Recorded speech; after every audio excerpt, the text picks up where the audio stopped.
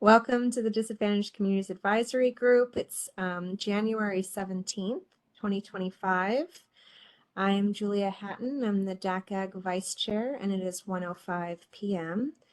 And just before we go into today's meeting, I just want to take a minute to recognize what's going on in Los Angeles and the wildfires. And I know that there are likely folks on this call who are either directly impacted or have friends and family who are impacted, and just want to hold those folks in our thoughts. This is something that is one of those things that impacts everybody, but I think impacts disadvantaged communities and in a disproportionate way, and it's just it's a lot to carry. So just want to recognize that before we move forward.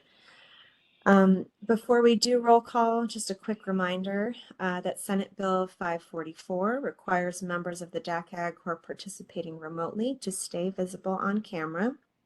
And so if you have any challenges with your internet connectivity during this meeting that are preventing you from being visible to other members and the public, please publicly announce the reason that you are off camera as soon as possible so that we can comply with SB 544. And we will go ahead and proceed to roll call. I will read the names one by one. Abimael, I think is absent. Chelsea, guessing is absent. Curtis, absent. Elena, Present. thank you. Fred, Here and trying to get my Fred. camera on. Okay, hi Fred, thank you. I am Julia, I am here. Roman is not here, I'm filling in for him today. He is on a well-earned sabbatical. Sarah? Here. Hi, Sarah.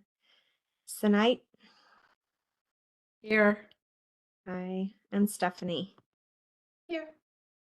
Wonderful. Okay, so we have 6 members present, so that means we have quorum.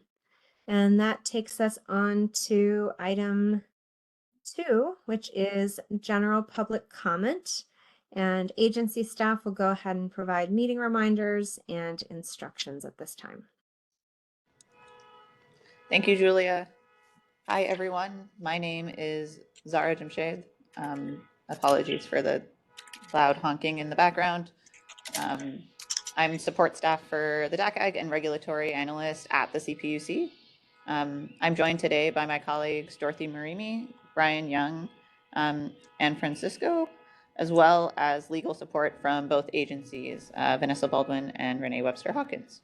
A few more reminders. This meeting is being recorded and is being held both remotely and in person.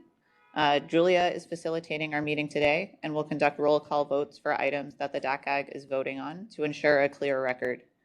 We've enabled WebEx's closed captioning feature to make this meeting more accessible. To use the closed captioning, you can click on the bottom left CC icon or press Control-Shift-A. Once captions are turned on, attendees can click the icon with the 3 dots for more options at the bottom right of the caption box to view captions and highlights. The chat feature is not available to attendees and is solely for panelists to ask for technical, procedural, or legal support. So now the instructions for public comment. This public comment period is an opportunity for attendees to give comments regarding any matters relating to the DACAG or today's agenda. Comments are limited to 3 minutes and 1 speaker per organization. We'll show a timer on the screen and we'll alert you when your time is up. All comments will become part of the public record. Please let us know if you would like to make a comment so we can call on you. For those on WebEx, use the raise hand feature that looks like an open palm. For those of you joining by phone, press *3 to raise your hand and then *6 to mute and unmute. For anyone joining in person, you can just raise your hand and we'll call on you. All comments will become part of the public record. With no one in the room, let's see if there are any public comments on the WebEx.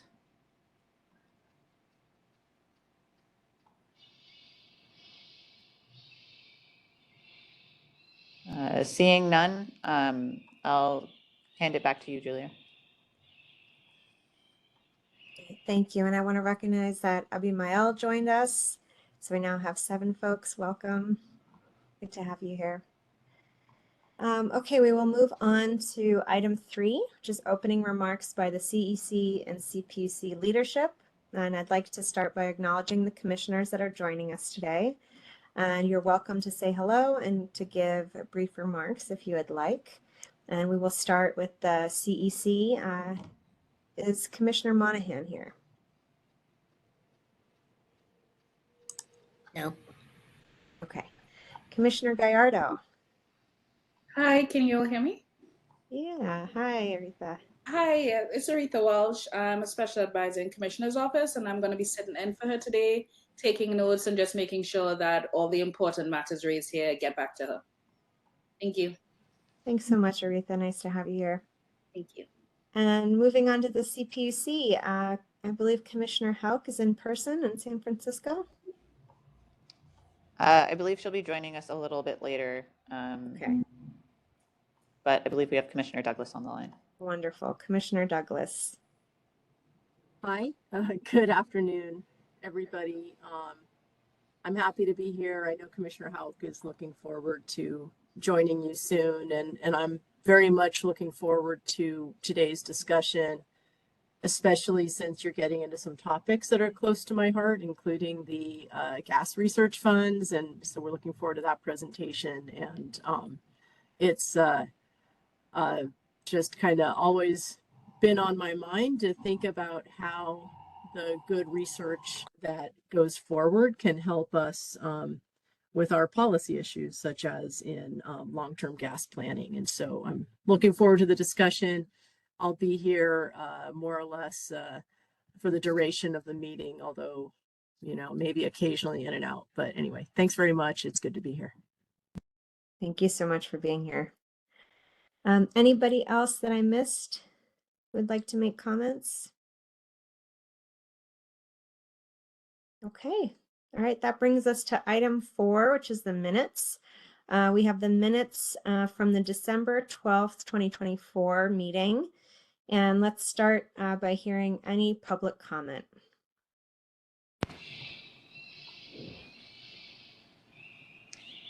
The DACAG now welcomes public comment on item 4.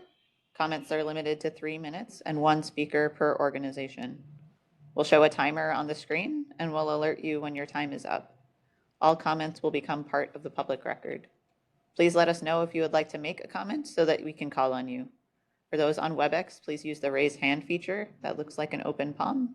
For those joining by phone, press *3 to raise your hand and press *6 to mute and unmute. For anyone in person, they can raise their hand and we will call on them. Do we have any public comments on the minutes over WebEx? I do not believe so. Back to you, Julia. Okay. Let's see. I lost my place there for a minute. Unless there is any DACAG member discussion, do we have a motion to approve the minutes? And just a note that if you did not attend the December meeting, you can abstain from voting. So any motion to approve? So moved. That was Elena. Sorry, Hi. Elena. Thank you. And who will second? This is Stephanie. I'll second. Thank you, Stephanie. Okay, we'll take a roll call vote. Say aye if you're in favor, nay if you oppose, or indicate if you abstain if you were not present. Abimael? Aye. Aye. Chelsea is not here. Curtis is not here. Elena? Aye. Thank you. Fred? Abstain? Thank you. Julia? Aye. Roman is not here. Sarah?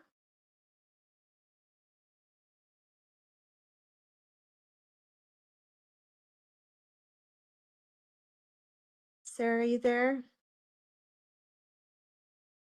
Sarah might have had to step out, so she will say she was not present during the vote. Senite, Aye.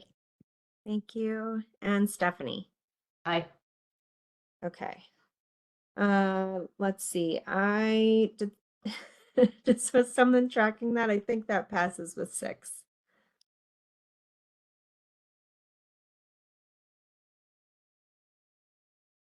Can anyone Yes, you have confirm? a quorum of the members present, so it Great. passes. Perfect. Thank you.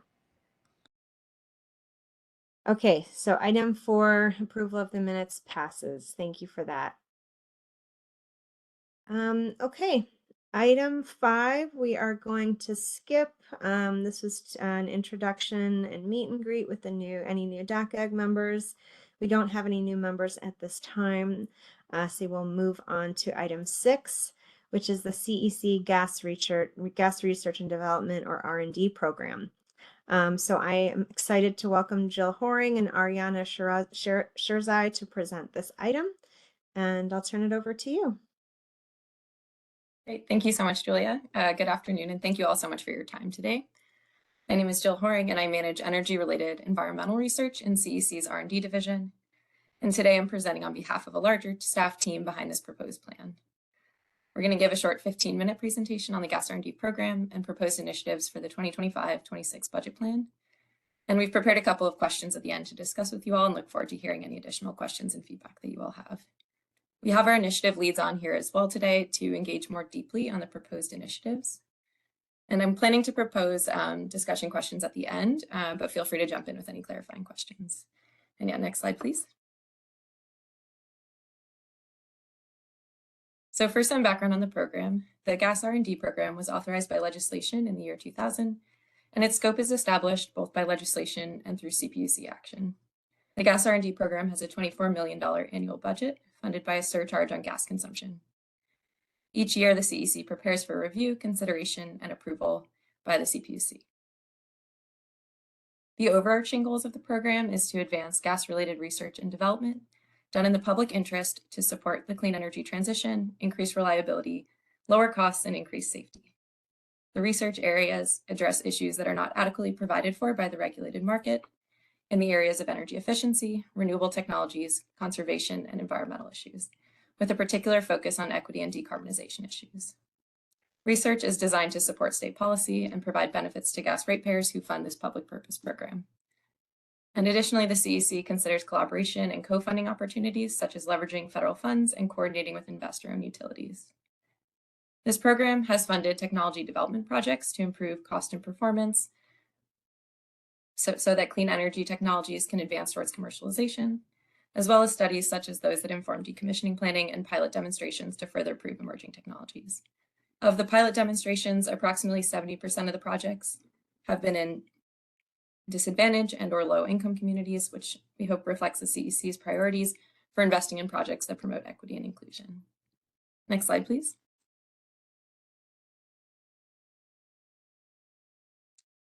So each year, the budget plan includes several higher level initiatives that set the stage for subsequent grant solicitations.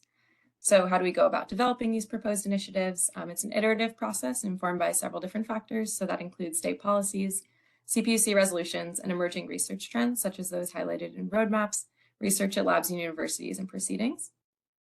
We engage stakeholders throughout the process, including IOU, R&D teams, experts from the CPUC, environmental justice organizations, and the DACAG. So earlier this year, we brought a longer list of initiatives to DACAG subject matter experts. Thank you again to Stephanie Chen, Elena Krieger, and Chelsea Kirk. Their feedback helped us narrow down to the 4 initiatives that we will be presenting today. Next slide, please. So linking this to the overall timing, research and engagement towards initiative development is an ongoing step, and we prepare this annually for the upcoming budget plan. Now we're in this second box in a phase of sharing and refining our initiatives. So we're currently in discussion with CPUC subject matter experts to ensure alignment with CPUC proceedings and benefits to ratepayers. Likewise, we are seeking your feedback here today and at an upcoming public workshop. The workshop will likely occur the first week of February. So we'll pass along the notice to the DACAG when this is available, and we would really appreciate if you could share this information with your networks or suggest any organizations that you think we should reach out to. Today, we're happy to receive feedback via verbal remarks, and we'll be taking note of our discussion. After hearing our proposed initiatives, if you would like to reaffirm your feedback in a comment letter, we're also happy to accept that. Either way, we'll consider your feedback before we then submit the proposal to the CPUC by the end of March. CEC then waits for CPUC approval before preparing and releasing grant solicitations and selecting research projects. Next slide, please. Before moving into this year's initiatives, I wanted to share that we are also in the process of finalizing revisions to the 2023-24 and 2024-25 budget plans. So I'll briefly go over the proposed updates to those prior year plans, and particularly changes that relate to previous DACAG and public feedback. So first, for the 2023-24 budget plan, we are now proposing 3 initiatives: air pollutant exposure assessment in California's residences, scaled up gas decommissioning pilots and integrated planning tools, and network geothermal district heating study. We removed the gas leakage mitigation theme as it overlapped with research funded by the CPUC and CARB. And I do want to acknowledge that this was a theme that DACAG members voiced support for, but we do want to be cognizant of not duplicating efforts using ratepayer funds. Instead, we moved up the network geothermal district heating study from the 2024 plan, as we had received significant DACAG and public support for prioritizing this research area. Next slide, please.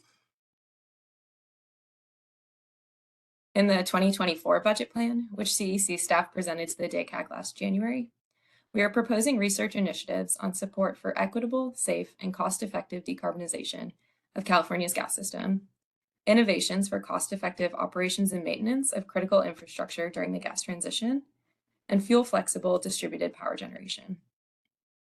Last January, our team also presented an initiative on hydrogen, and we heard concern from DACAG members. We really appreciated the open discussion, and to be responsive to your feedback, this initiative was removed from the 2024-25 budget plan. Next slide, please. So with that context in mind, I'll move into a summary of CEC's proposed research initiatives for this upcoming year. Next slide, please. The CEC proposes to continue funding projects that support the themes of gas system decommissioning, building decarbonization, and an entrepreneurial ecosystem. Next slide. So this first initiative proposes social science research for gas decommissioning in the mid and long term. It is motivated by recognition that the planned gas transition profoundly involves and affects the state's energy users, energy workforce, and a wide array of markets and materials. A detailed understanding of these impacts is required to effectively motivate gas end-use conversion and to coordinate end-use conversions with energy infrastructure changes in a way serving affordability, energy resilience, and equity thereof. Research funded by this initiative will use empirical data to systematically analyze social, cultural, economic, and practical elements of a transition away from gas use as they vary across the state, and communicate these results in ways designed to be usable for the policy, program, technology innovation, and system planning required for a successful transition. It'll merge social scientific with technical expertise. The benefits of this research are first, supporting technology, policy, and strategy changes that make conversion from gas more compelling and more beneficial to consumers. Second, improving the coordination of these changes with energy infrastructure and supply transitions to better ensure safety, reliability, and energy resilience. And third, empirically tracking positive and negative impacts of these changes and their distribution across the state so that outcomes and transition equity can be improved. Next slide, please. So complementary to the mid and long-term gas decommissioning initiative, which addresses social barriers of the gas transition, this next initiative will focus on advancing gas decommissioning through pilot demonstrations, driving progress on technical solutions and practical implementation. This initiative targets innovations that can leverage previously studied strategic gas decommissioning designs and tools to evaluate real-world implications and technical challenges to support future demonstration. Simultaneously, it will inform gas decommissioning policies, regulations, and broader California decarbonization strategies. The initiative seeks to bring several benefits to Californians. Specifically, the expected outcomes from this initiative will assess the feasibility at scale and identify potential risks of gas decommissioning projects.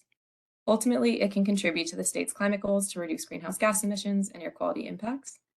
This initiative will improve inclusion by recognizing and learning from regional differences, as well as addressing social and economic challenges that arise when moving from studies to real-world pilots.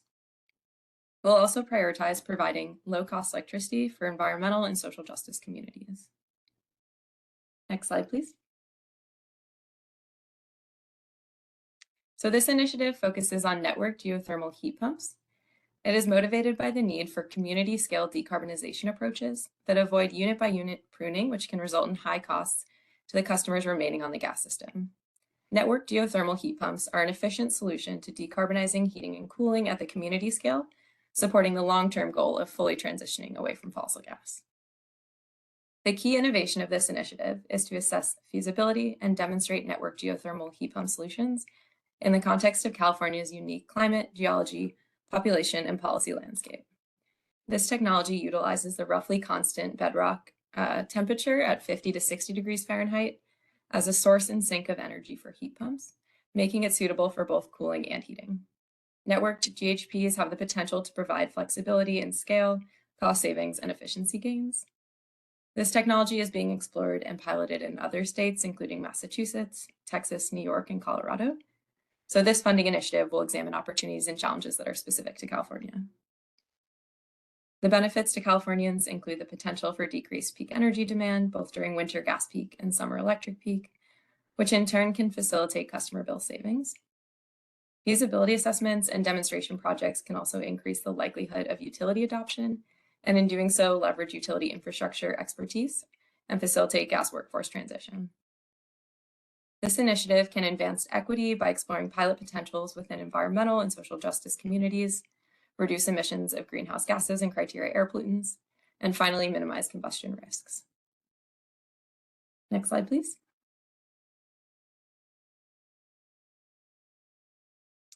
So for this last initiative, I wanted to share that we are still developing it and we're considering moving it to next year's plan. So we very much welcome your feedback as we continue to shape this initiative, and likewise would welcome your input on where else we might pursue engagement to further refine it. The goal of this initiative is to support the scale up of technologies that will help decarbonize the sectors of the economy where electrification pathways are not yet available, and to do so in a way that ensures reliability, affordability, safety, and supports job creation in the clean energy economy. This initiative is modeled after EPIC's successful Realizing Accelerated Manufacturing and Production, or RAMP initiative, which addresses the challenges faced by entrepreneurs trying to get their innovations from prototype to mass production. The goals of this initiative are to first enable the scale up of the most promising technologies that address key needs in difficult to decarbonize sectors, such as those identified in the long-term gas planning rulemaking and CARB scoping plan. Second, to reduce the environmental and social impacts in the transition from fossil gas to zero carbon options. As currently scoped, we aim to support one project to scale up a technology that provides industrial heat recovery, exchange, and/or storage. And this will build on past innovations under the industrial and agricultural innovation theme in previous gas R&D budget plans. These technologies can also be fuel flexible and work with electrified systems, so investments would not be wasted if high temperature heat pump technologies improve. Expected benefits here are reduced greenhouse gas emissions and criteria air pollutants, reduced utility bills for industrial facilities through more efficient fuel use, creation of manufacturing jobs, and reduced costs of these technologies through production at scale. Next slide, please.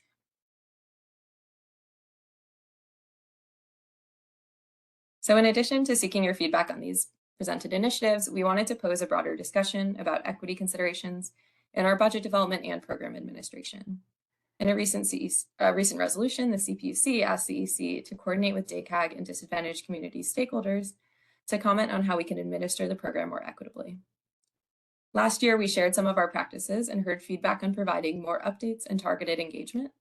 So including some new to this year, current CEC practices include a multi-year effort to streamline grant application and administration process, providing preference points to grant proposals that support environmental and social justice communities, discussing the budget plan with DACAG or DACAG members on an annual basis, and this year this included earlier engagement with the subject matter experts in addition to the presentation here today.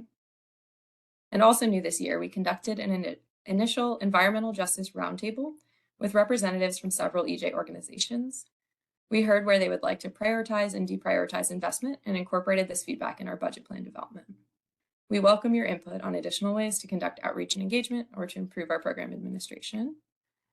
Next slide, please. And so we have prepared a couple of discussion questions. So first, do you have any feedback on the research initiatives, such as how to best center equity considerations, suggested use cases or opportunities, or any concerns with the presented initiatives? And I've included the list of initiatives again on the right, and we can revisit the earlier slides to aid discussion. Second, how would you all best like to be engaged going forward? Last year at this meeting, Jana Gagnon raised for DACAG consideration that we provide more regular updates on the gas R&D program. And so this past year, in addition to the smaller group meeting, we also sent budget plan information over email. And I just wanted to check in again on these updates and how we can most effectively make use of your time. Next, do you have any recommendations for ensuring equitable budget plan development and program administration? And given that this is an annual process, are there any research topics you would recommend the CEC prioritize with future R&D funding? And finally, while we have posed these as a starting point, we would welcome any other questions, recommendations, or feedback that you would like to share. So with that, I'll open it up to discussion. But again, thank you so much for your time and consideration to help improve CEC's work in the gas R&D program.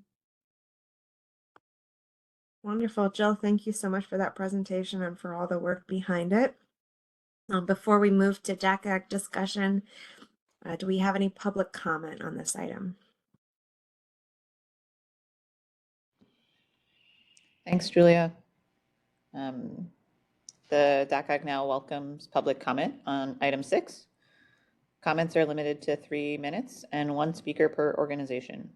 We'll show a timer on the screen and we'll alert you when your time is up. All comments will become part of the public record. Please let us know if you would like to make a comment so that we can call on you. For those on WebEx, use the raise hand feature that looks like an open palm. For those joining by phone, press *3 to raise your hand and then press *6 to mute and unmute. For anyone in person, please raise your hand and then we will call on you. With no one in the room, are there any comments on WebEx?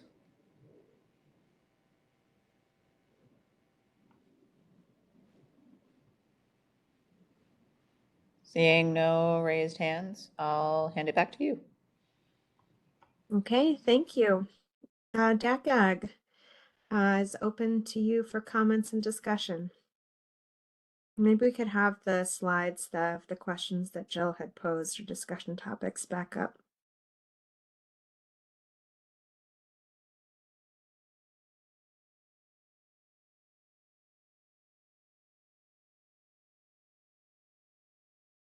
Elena, go ahead.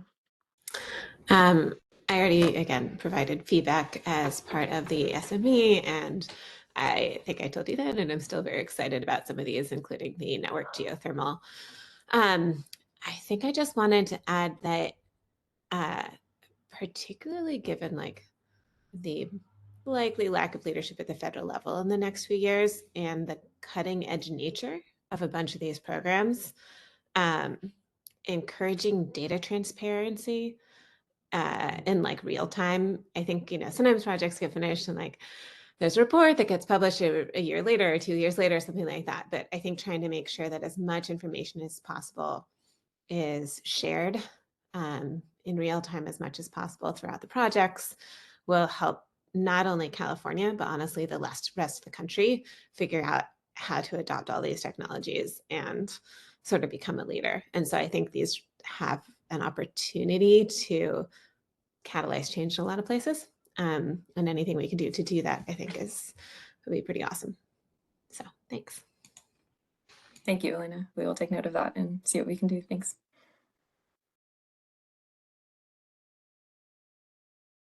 Stephanie, go ahead. Thank you again. Thank you, Jill, for the great presentation. One thing that I'm wondering and hearing about these initiatives again is, I think since the time when we originally connected, SB 1221 passed and was signed into law, which is, of course, neighborhood level decarbonization pilots or pruning the gas system and electrifying whole neighborhoods on a pilot basis focused on disadvantaged communities. And I'm just wondering, and it may be a little, that just got signed into law, so it may be a little not ready for prime time yet, but I'm wondering whether there's an opportunity to coordinate the research efforts that you're talking about here with those pilots. Maybe there's a timing alignment, maybe there isn't. Just curious about any thinking there. Yeah, thank you. I think that is a question that we had right away upon seeing this bill as well. And I might welcome some of the initiative leads working on our decommissioning work to see if any of them want to weigh in. Maybe Van, Retta, or Susan from prior years. Hi everyone, this is Van here. I can take this question, and as the SB 1221 was signed, we have taken a look at it and consider, incorporate that into our future pilot projects. And in terms of the SB 1221 itself, it requires a location of all potential gas distribution line replacement project that would provide a very detailed level, granular detail on the maintenance data from IOU and also the foreseeable gas distribution pipeline replacement map. So that would help us to rank and prioritize different type of neighborhood in our future projects better. But we also care a lot about equity for this. So on top of that, just technical level of which neighborhood needs to replace the pipeline, we also need to take a closer look at all of these justice community as well, and make sure that we take care of the equity problem. It's low cost electrification and kind of replacement for gas pipeline. I hope that answered the question. Thanks, Van. And Susan, anyone else want to weigh in on other efforts we have related to SB 1221? Thank you for the excellent question. I would also add that on the applied research side, we are currently working on development of what we're referring to as the data-driven tool. It is a product of a data request that was collaboratively scoped with CPUC and CEC staff to get gas infrastructure data. We are feeding that data into this tool to help identify promising sites for decommissioning. And we are actively in discussion with our colleagues at CPUC to think about how future enhancements to this tool might help us meet the SB 1221 mandates.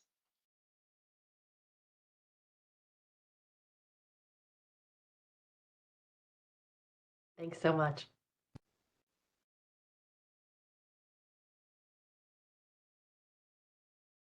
Any other comments from the DACAG?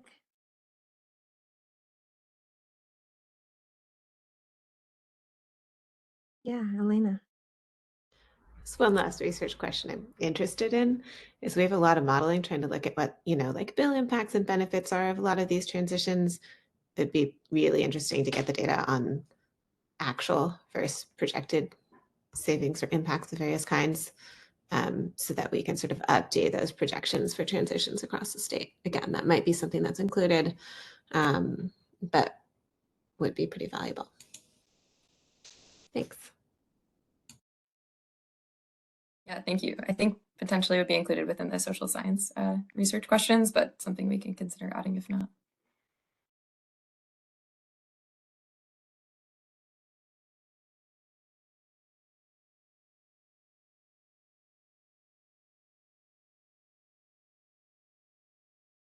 Okay, anything else?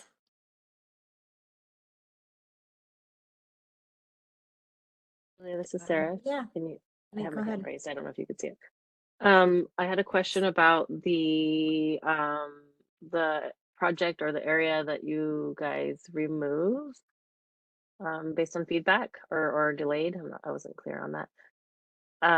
Was that related to the PG&E, or is it SoCal Gas hydrogen blending project in Orange Cove, or not? So the removal of the hydrogen initiative from a prior year's plan, is that the question?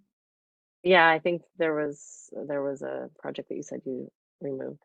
Yeah, exactly. So for the 2024 plan, so last year's plan that we brought to the DACAG, we had presented about an initiative on hydrogen, and then we chose not to include it in the budget plan. So I don't actually know how it would relate to the PG&E work, so I'm happy to invite other colleagues to speak to that. but just that is no longer something we've included in our budget plan for 2024. I don't know if anyone from my team wants to speak to or any more to that.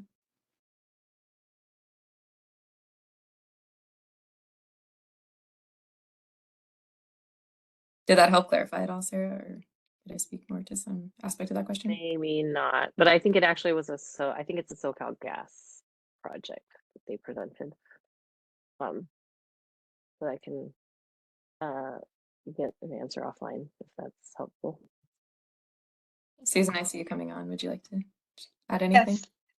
Yes. I will defer to anyone who is among the units who work directly on hydrogen. But one of the issues that we've heard, particularly from an equity perspective, is that just a concern that combustion projects involving hydrogen could increase nitrogen oxide emissions. And my understanding is that this was generally a move to back away from any risks in that area. But again, if folks directly involved are present, please speak up, and we can certainly loop back with you on this. Thank you. Yes, I also have that concern with hydrogen combustion. So it's good. I'm glad to hear that we're going to take longer time to look at that.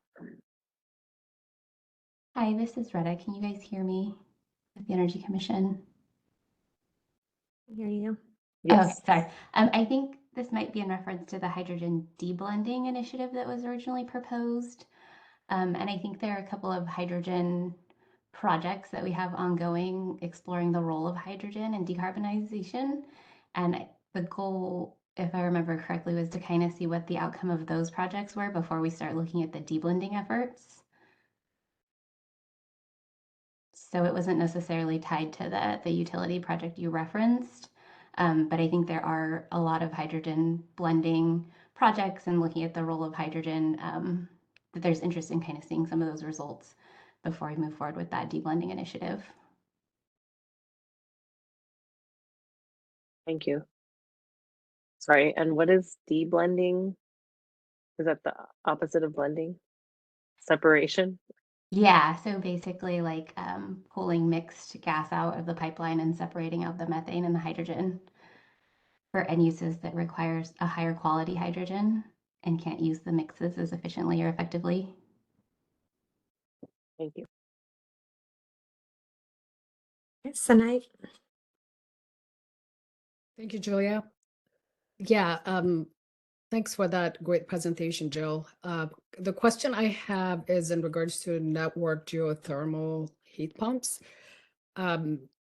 Is there any plan to study and compare with, air source heat pump and the cost and the application for both of them? It's my understanding that geothermal, like the network geothermal is costly and has limitations in highly dense population and areas like for retrofit. And then also if you're planning to study that, what is there a targeted area that you will be studying? Is that going to be rural or is it going to be, urban areas? If you can talk a little bit more about that, that would be great. Thank you. Yeah, thank you for the question. Puya, if you're on, would you be able to speak a little bit more to the details of this initiative? Puya Kholaparast, I'm the lead of this initiative. Thank you for a great question. So first of all, network geothermal and geothermal district heating are both pretty tight to the ground, depending on the depth. And geothermal has this issue, for lack of a better word, of high capital costs and costliness when in the commissioning phase. But network geothermal usually attacks and targets lower depths, basically shallower depths, which actually well ties into lower capital expenditures. Having said that, there's still this concern that you mentioned that commissioning that and scaling that for urban environments with high density is an issue. Now, definitely that's a part of this initiative study in the feasibility study phase. We are considering phasing it into a phase of feasibility study, basically thinking and considering all the economic side of it, and which is basically which goes back to the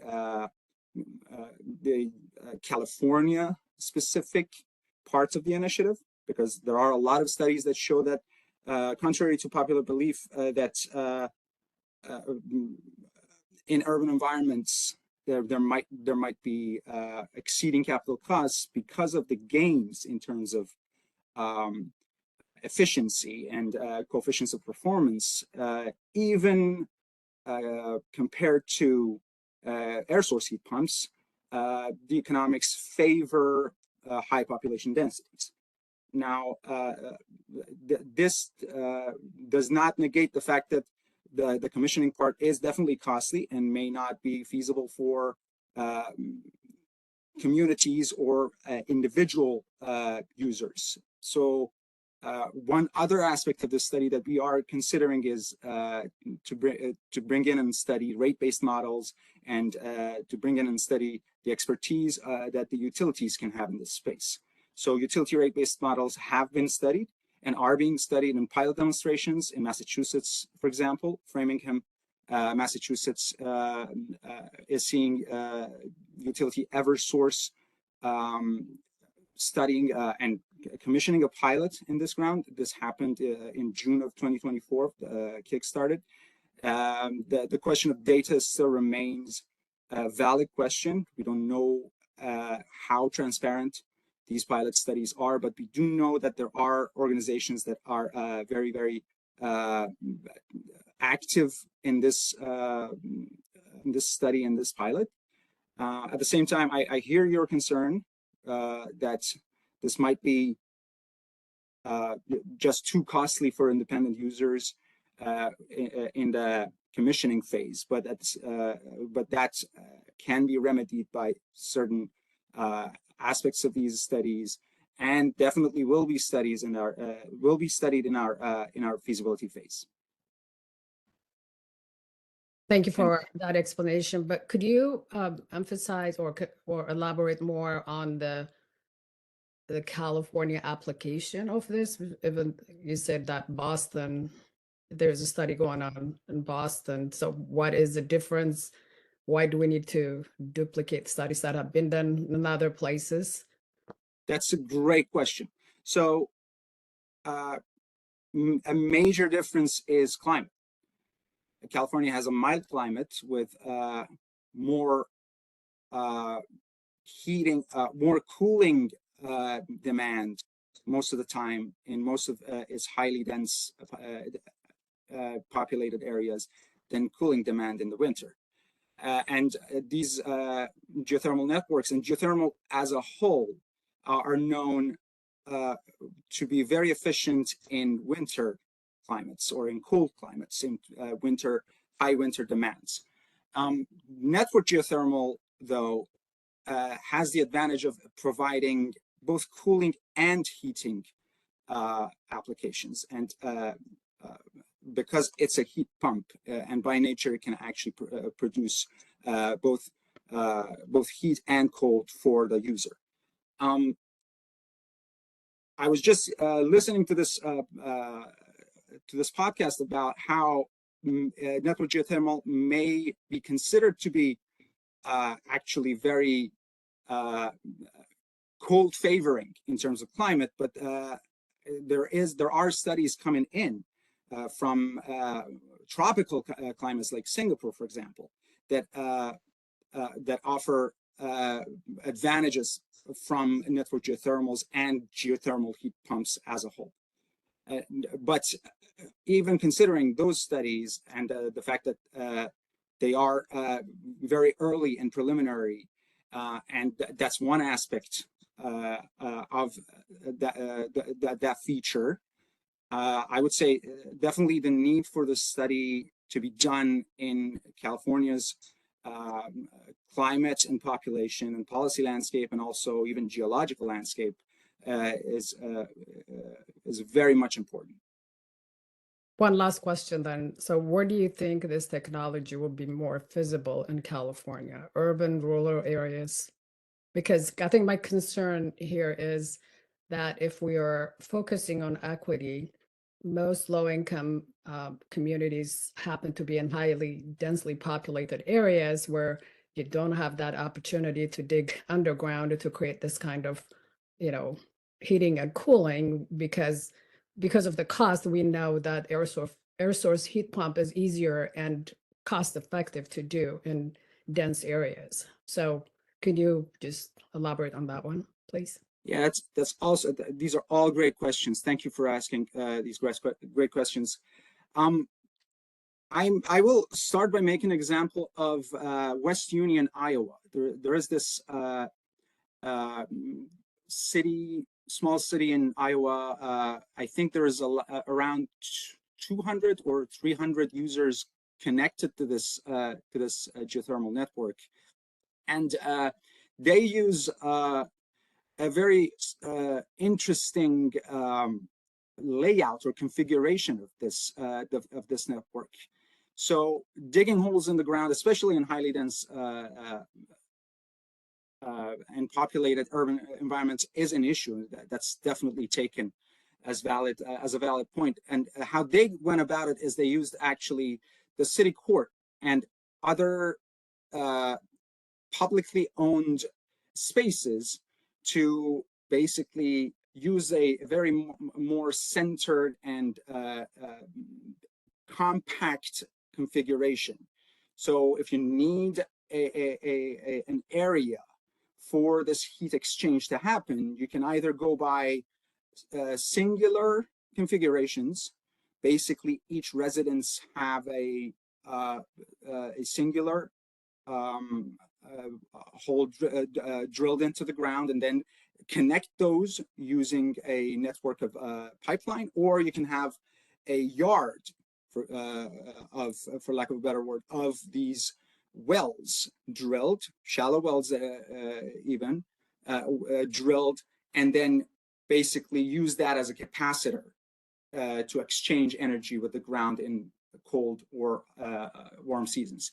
So there are, these are very valid questions, but they are definitely contingent upon the location, the urban availability, and there are remedies that are being explored and have been explored in the past as well. Thank you. Absolutely. Thank you for that. That's great. Let's see, I don't see any other raised hands. I have a question I think I know Sorry. the answer to, but I'll ask it anyway. Our Julia? workforce I see Aretha's hand raised, sorry. Oh, I'm sorry. I'm not seeing them all at once. Aretha, go ahead. Hi, I just had a question. I'm sorry if I missed this part, but I want to know, was there a specific percentage or portion of the program's budget set aside for initiatives in justice communities and tribes? Like, you know how we do have some programs like a CTP that has a specific set aside? I was wondering if there were any similar considerations in this one.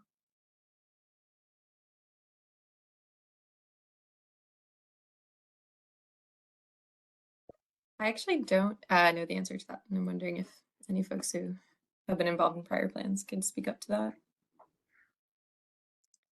Ariana? Yeah, I welcome folks who have been working on gas R&D on the annual reporting side maybe have a better answer than I do, but I do know I don't think we have a set percentage that's required, is my understanding. But up until now, there's been over 48% of R&D demonstration and deployment has actually gone into under-resourced communities since 2016 and 2017. And that does not include any combustion projects. But yeah, that's my understanding, but I welcome feedback from other folks who've worked on gas R&D at CEC. Thank you.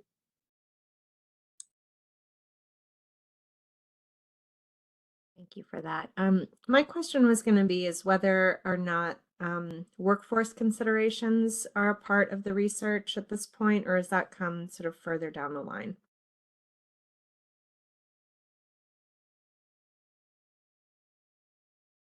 I think it would depend on the initiative. I think it's often looked at as one of the potential project benefits, but it would depend on whether it's more of a study or a demonstration or deployment project.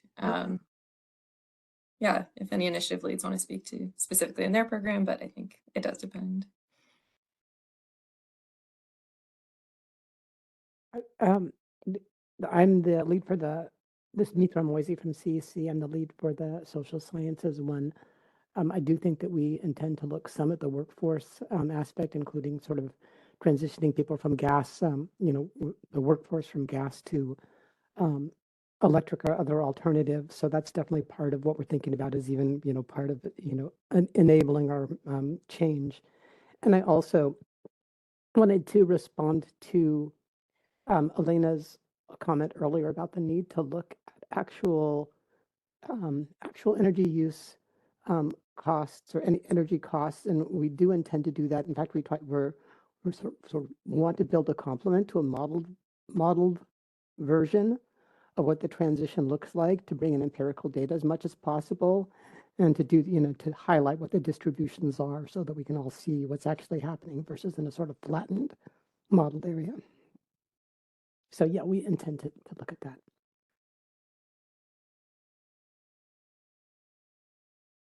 Okay, it looks like Elena and then Sanait, and then I think we'll move to item 7.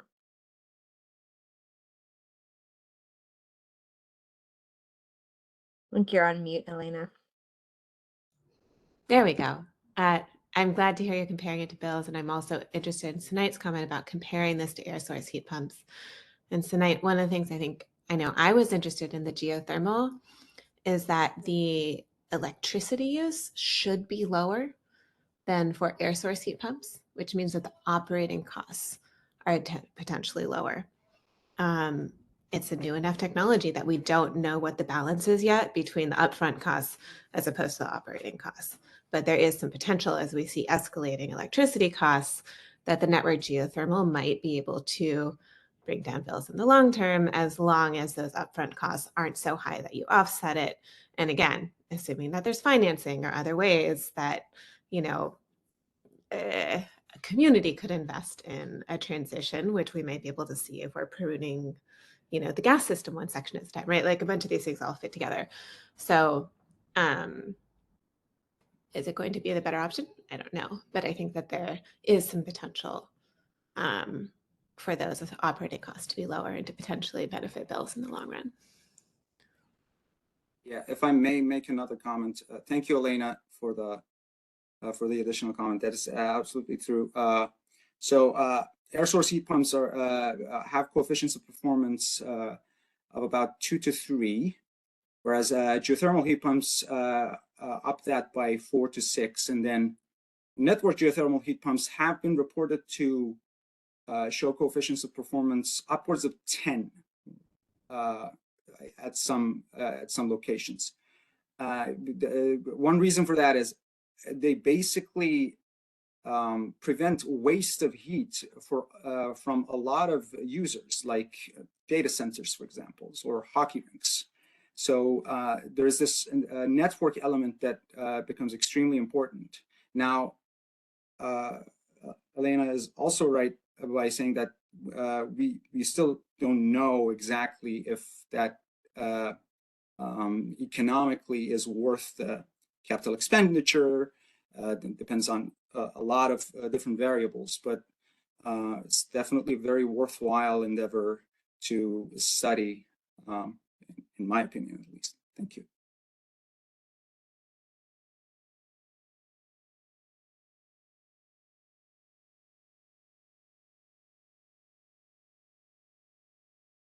Go ahead, Sanait.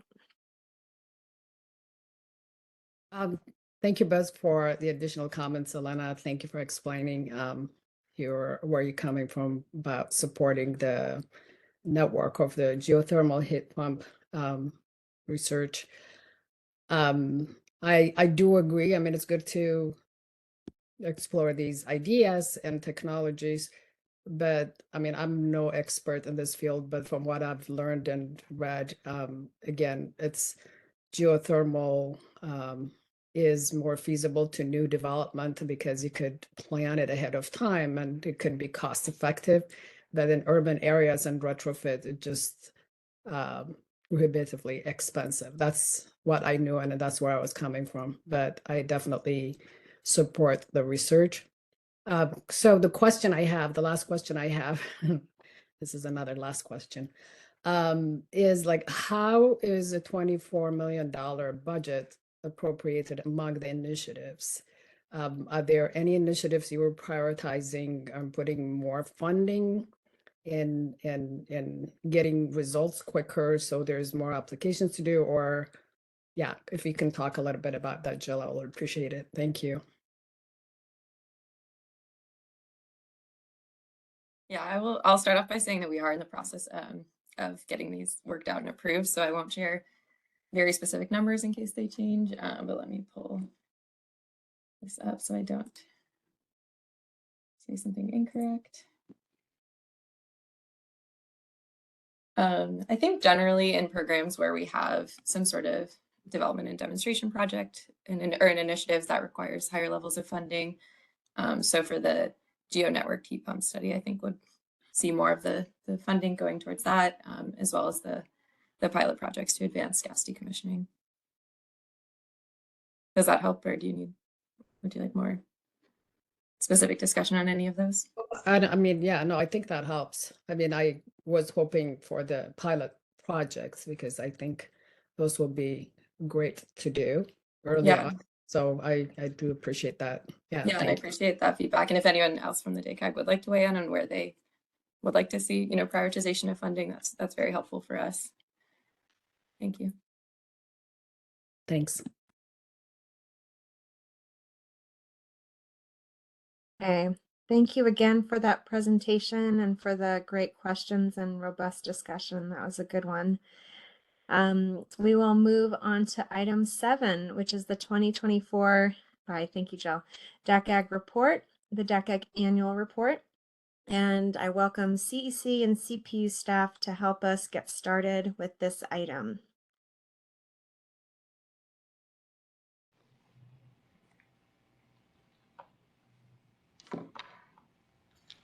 Hello. One moment here. Hi, and actually, before we go into this, I see that Commissioner Hauk has joined us. And Commissioner Hauk, welcome if there's any comments or remarks that you'd like to share. Just thanks for all the work that you're doing. That was a really good discussion. I know that just a couple things. We're having a workshop in the high DER proceeding next week on Tuesday that's going to be discussing equity metrics for distribution grid planning, and that'll be in the morning, so check out our website. I think it should be on the daily calendar. And then our data working group is going to be meeting on the 27th in the afternoon, and both myself and Commissioner McAllister from the CEC will be participating in the workshop on the 27th. And again, we're looking at trying to break down what is the information we need and how can we distribute that information in a meaningful and protective way so that we can advance our load management standards and our load flexibility efforts, as well as demand response. And so that discussion is continuing, and I'm trying to think. There's a lot going on for all of us right now, and I know President Reynolds made some comments regarding the fires in Los Angeles and yesterday at the voting meeting, and just want to echo that we're thinking about everybody in Southern California right now, the folks that are living through the fires and the responders, and just moving forward with what's to come in 2025. And that, yeah, thank you for all great, that. thank you. Okay, thank you for that.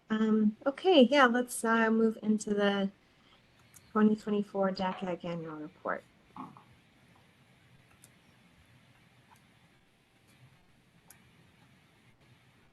There we go. Good afternoon, DACAG Vice Chair, Secretary, members, and agency commissioners. I'm Dorothy Marimi with the California Energy Commission, and I'm joined by my colleague Zara Jamshed from the Public Utilities Commission. As you'll be discussing the preparation of the annual report, we'll give a brief overview of the report process over the years as you prepare for the 2024 report. Next report would be expected to cover the 2024 calendar year.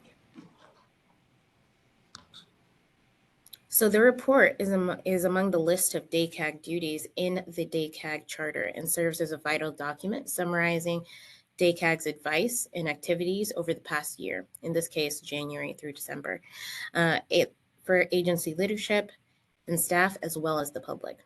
Key focus areas include improving access to clean energy, maintaining affordability for disadvantaged communities, and delivering tangible community benefits like job creation and better health outcomes. After DACAG adoption of the report is presented at agencies and their business meetings, it is then also provided to agency staff. The contents of the annual report are determined by DACAG. The past reports have generally included the contents that you see here. That includes the DACAG's purpose, members within the reporting year, background of the DACAG, priorities for that year, summary, appendices, which include the DACAG equity framework, and adopted comment letters. I'll now pass it to my colleague, Zara Jamshed, to go over the other slides. Thanks, Dorothy. So just generally about how the process would go, DACAG members would volunteer to draft the annual report.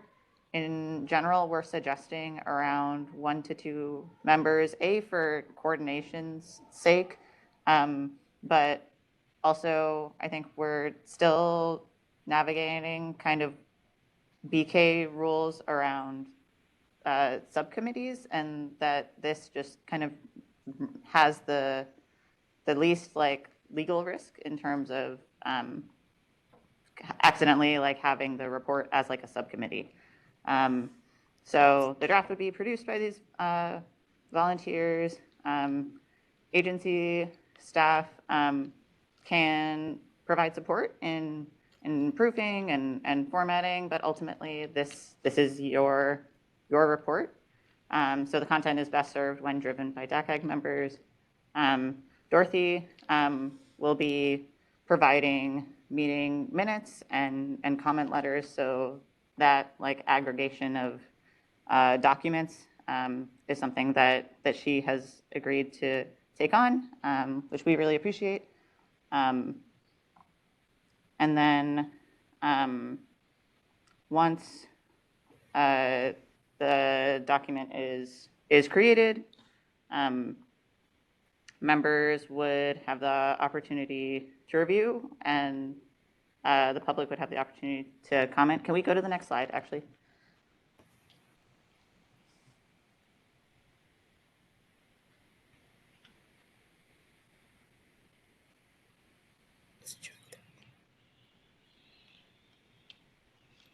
Okay, and then once DACAG has the opportunity to review, the public has a chance to comment, you all will have the opportunity to vote. And once it's voted and approved, the final report will be presented by 1 or more DACAG members to the CEC and the CPUC at a public meeting, and then circulated to agency leadership and staff for review. So if we go to the next slide, there are no let me rephrase. There are general timelines that we are hoping to provide. I believe in the past we've ended up with multiple years in one report, and for just timeliness, we're trying to avoid that.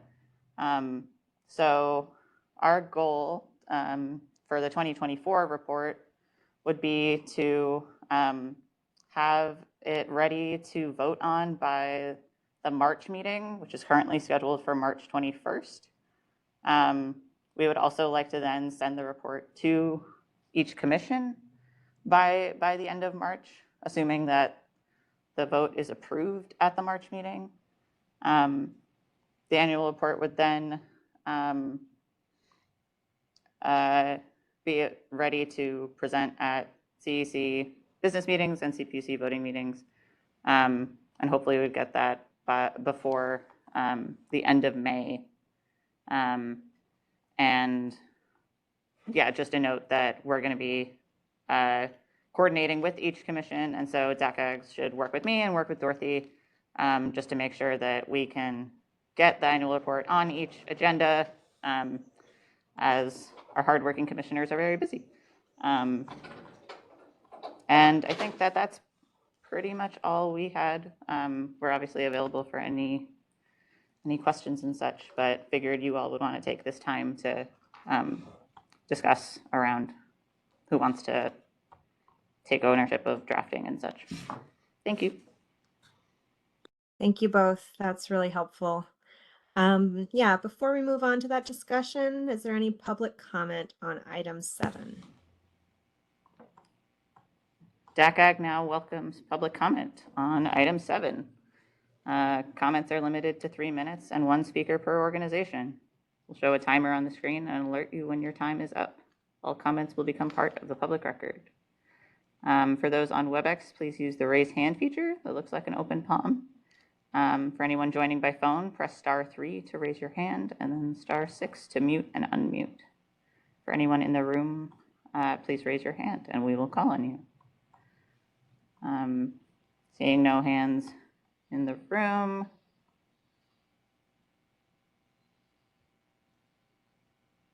There does not appear to be any hands on WebEx. So back to you. Okay, we'll turn this over to the DACAG members for discussion. Are there any questions about the purpose of this report, the contents of this report, before we start asking for volunteers? Yeah, Sarah. I don't have any questions. I'm willing to help, but I don't think I was on the DACAG the whole year. But I guess if I have access to the minutes and maybe one other person that has been here the whole year, then I can help. That is amazing. Thank you. Any other brave souls?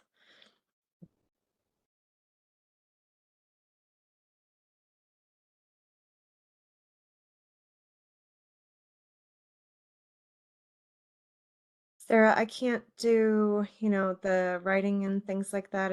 I don't have the capacity, but I can help fill in any gaps or the time that you weren't there. Would that be helpful? Yeah, I mean, I don't think it's a lot of narrative, is it? I guess I'd have to look at previous ones, but I feel like a lot of it can be bullet points. Yeah, I think so. All of the past reports are available online. At the very least, they are on the CPUC DACAG webpage. Great.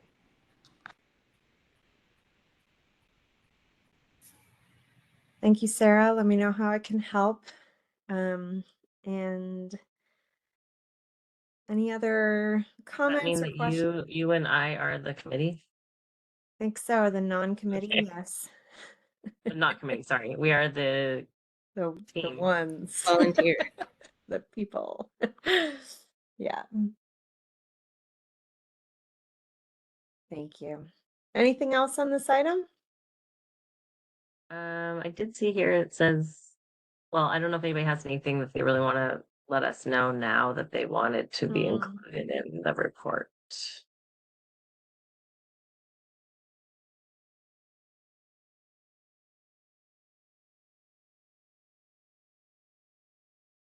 And yeah.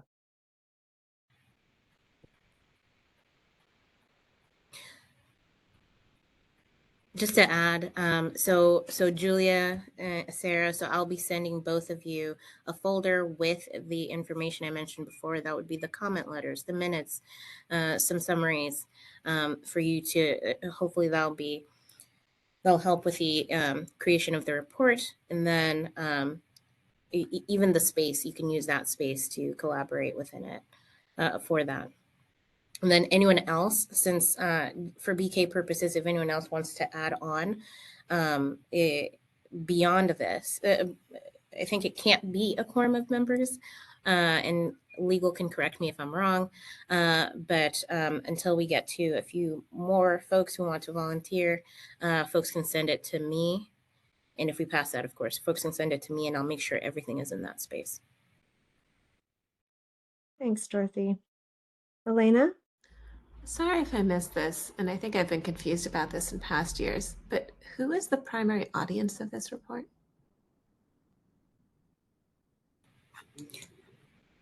The audience is the agencies. So this will be presented to the CPUC and the CEC. With what goal? You can add recommendations to that report that you're writing, but it's mainly your DACAG's decisions and actions through the year, and any recommendations you can add those as well to the commissions. Yeah. And this is meant to report back to the commissions that we serve, that we are doing our job, basically. Okay, cool. And let them know what we've been doing. Yeah. Is the annual report a legislative requirement, or is it simply an item in the charter that could potentially be revisited in a charter revision? Do you want to make a comment? I just wanted to make a comment. I'll defer to legal on, because I forget if it's in the charter or the statute. I think it, but I do think it's really important because the work you're doing here is supposed to be advising our agencies and coming back, and not all of the commissioners are assigned or participate in these meetings. So some of our commissioners, this may be the only chance they're really you have an opportunity to directly engage with them. And so being able to talk about the work that you're doing, the opinions that the DACAG has come up with, the issues you're concerned about, and the things that you want us as decision makers to be focusing on is really important. And I would hope this is not something, if it is in the charter as opposed to the statute, that would be eliminated, because I do think it is really critical that you're reporting back to the agencies and that we hear from you directly. That's helpful to hear. Thank you.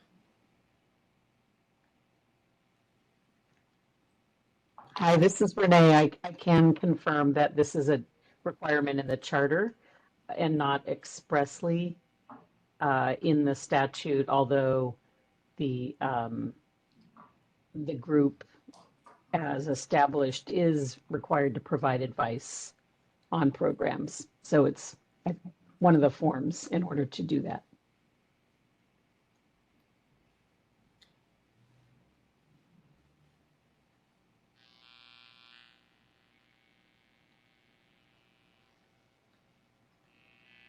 Okay. All right. Well, Sarah, thank you for taking the lead on that. I'm here to help, and we'll aim to have something to review by the March DACAG meeting. Yeah, Sarah. Do we need a motion? Is this an action item? Because in my notes, it looks like we need a motion and a second. I don't know. Anybody want a motion to assign me to do it? And is there a deadline? And do we need to have it to send around before the next meeting, or we can just review it? I guess, what is the deadline? I think the slide said March 21st for DACAG approval. Then, I was thinking like backwards, how much time do we need? But like, when does it need to be ready for that? Yeah, so the goal would be to have it approved before the next DACAG term starts, which is April 1st. So getting it approved at the next DACAG meeting, or the DACAG meeting in March, which is currently scheduled for March 21st. But that would be voted on and approved, not necessarily like drafted and reviewed. So you have the option if you want maybe to have a draft for the February meeting, could review and then make any additional edits and then approve a final version in March is an option. Okay. What is the date of the February meeting? That is February 21st.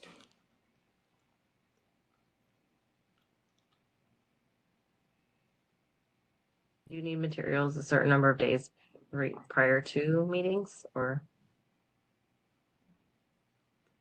Yes, so typically for materials, I can add to that week of the DACAG meeting, if we can get materials on that Monday or on that Monday. So in this case, it would be the 17th. 17th, 18th, earlier on in the week is ideal. Yeah.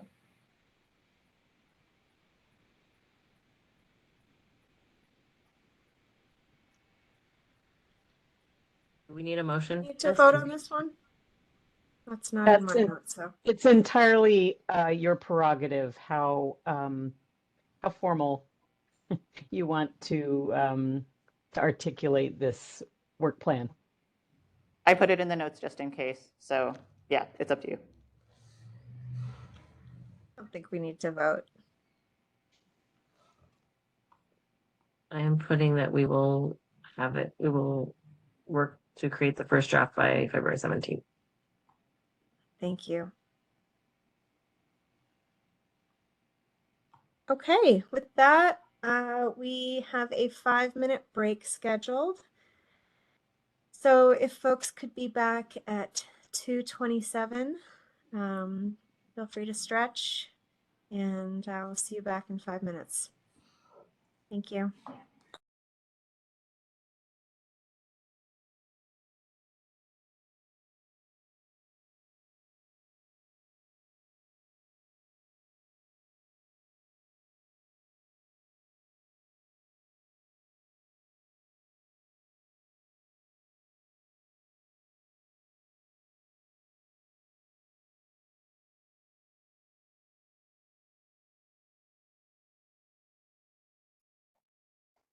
Hi, Fred. How are you?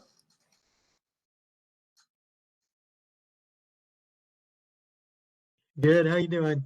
Good. I don't know if you remember me. We met at the Hall of Fame Awards. Yeah. I just wanted to say hi and see how you're going. How's your new year shaping up? Say that again. How's your new year shaping up so far? Oh, just busy. Matter of fact, like right after this week, I have to jump off and take off. I can't.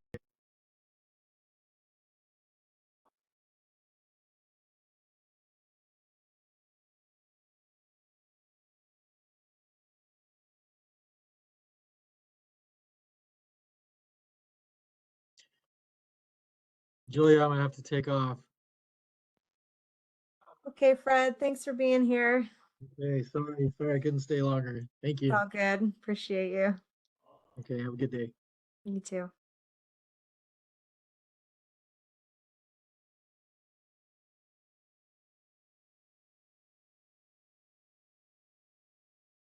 If folks could start coming back on camera, so I know you're here. Hey, Stephanie. I saw Elena.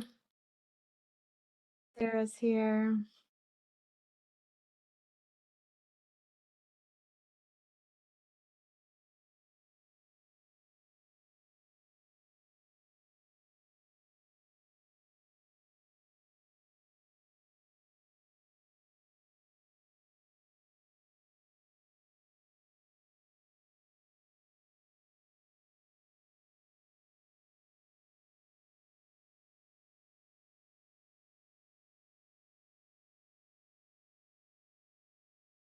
Okay, we will go ahead and get started. Fred had to head out. And we will move on to item 9, which is DACAG member updates on priority areas. And those priority topics are here on the slide, so you can see them. Yeah, and I have a few questions and things I want to make sure we check in about here, but let's just start with any updates from DACAG members on any of these priority areas.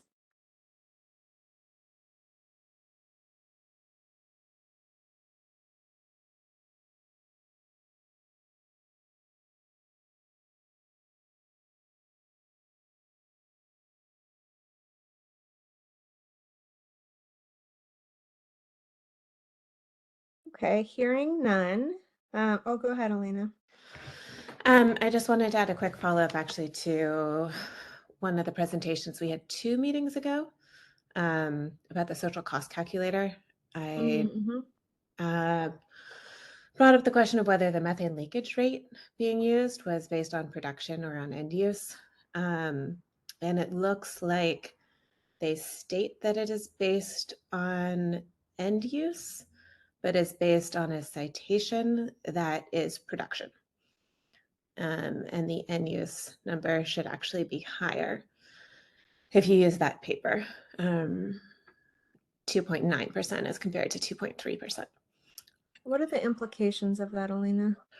The implications of that are that the greenhouse gas impacts in the social cost calculator are being underestimated. Elena, this is Commissioner Houck. I have passed that on to our staff, and I am hoping to talk to them next week. So I am following up to see what the process would be regarding getting that calculation corrected. I don't know if anyone from staff is on. I'm not sure we have the right people on the call to address it, but I did send that information to our team that's working on that worked on that matter, and hopefully should answer for you soon. Thanks so much. Again, I think it's just a miscitation. And so hopefully that can be sort of updated through the calculations. Thanks for looking into that. It's an important flag. Thank you. On the affordability topic, I wanted to see if there were any updates on the governor's executive order regarding affordability that was issued in October and that I believe we discussed at the December meeting. Does anyone have any updates on that? Do any staff have updates on that? Or commissioners?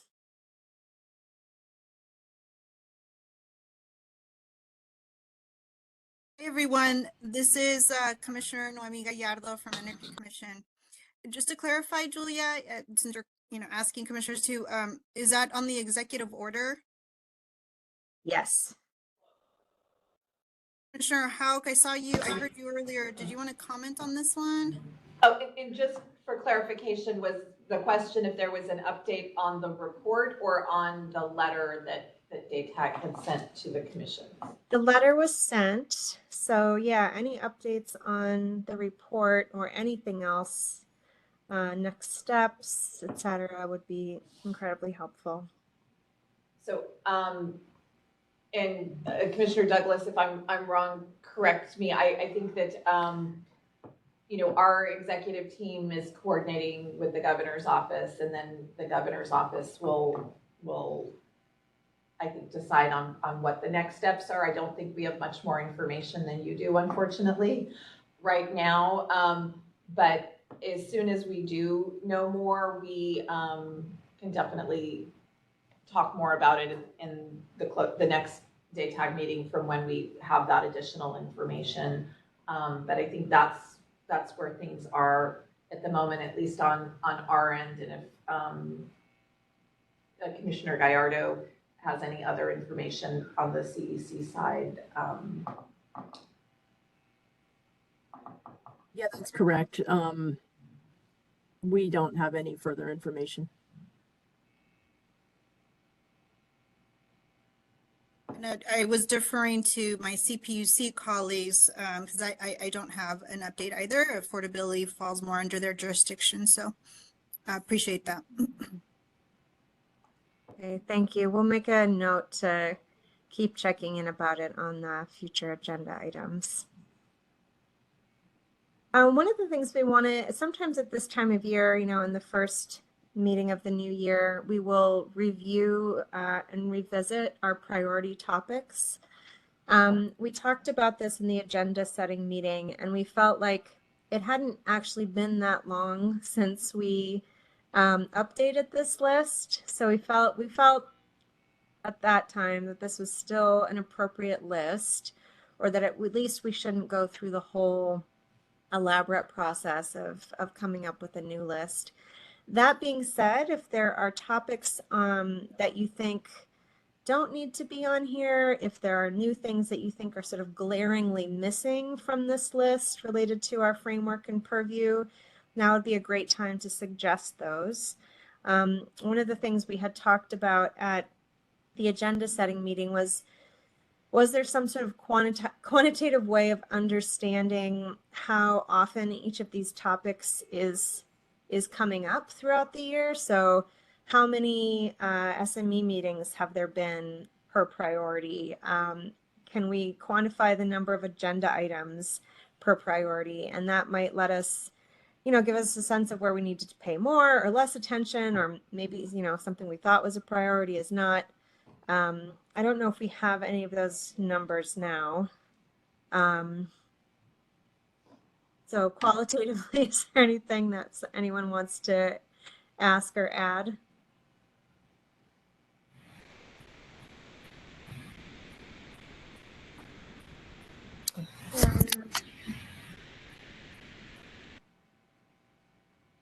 Go ahead, Elena. Oh, I'm so curious to know how many, like which of these areas actually have SME meetings and how many. Yeah. So second that. Would be interesting. So I'd be happy to, this is Dorothy with the CEC. I'd be happy to give a more detailed like listing of those, the number for each priority area. So I'm planning to provide that with the information we're going to give for the annual report, and then we can report out at the next meeting as well. For each one, it's typically one for CEC. Sometimes we meet one or two priority area SMEs per month, but we'll give that exact number, which priority area. Excellent, thank you. And can the CPUC do the same? Is that possible? Yes, yes, we can. Wonderful, wonderful, thank you.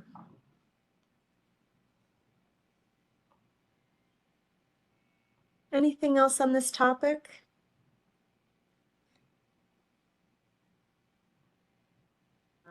I was wondering if we could be added to any of them, or so it looks like one of them has, what's the maximum number that they have? I guess is what, 1, 2, 3, 4. I see there's 5 on building B cover.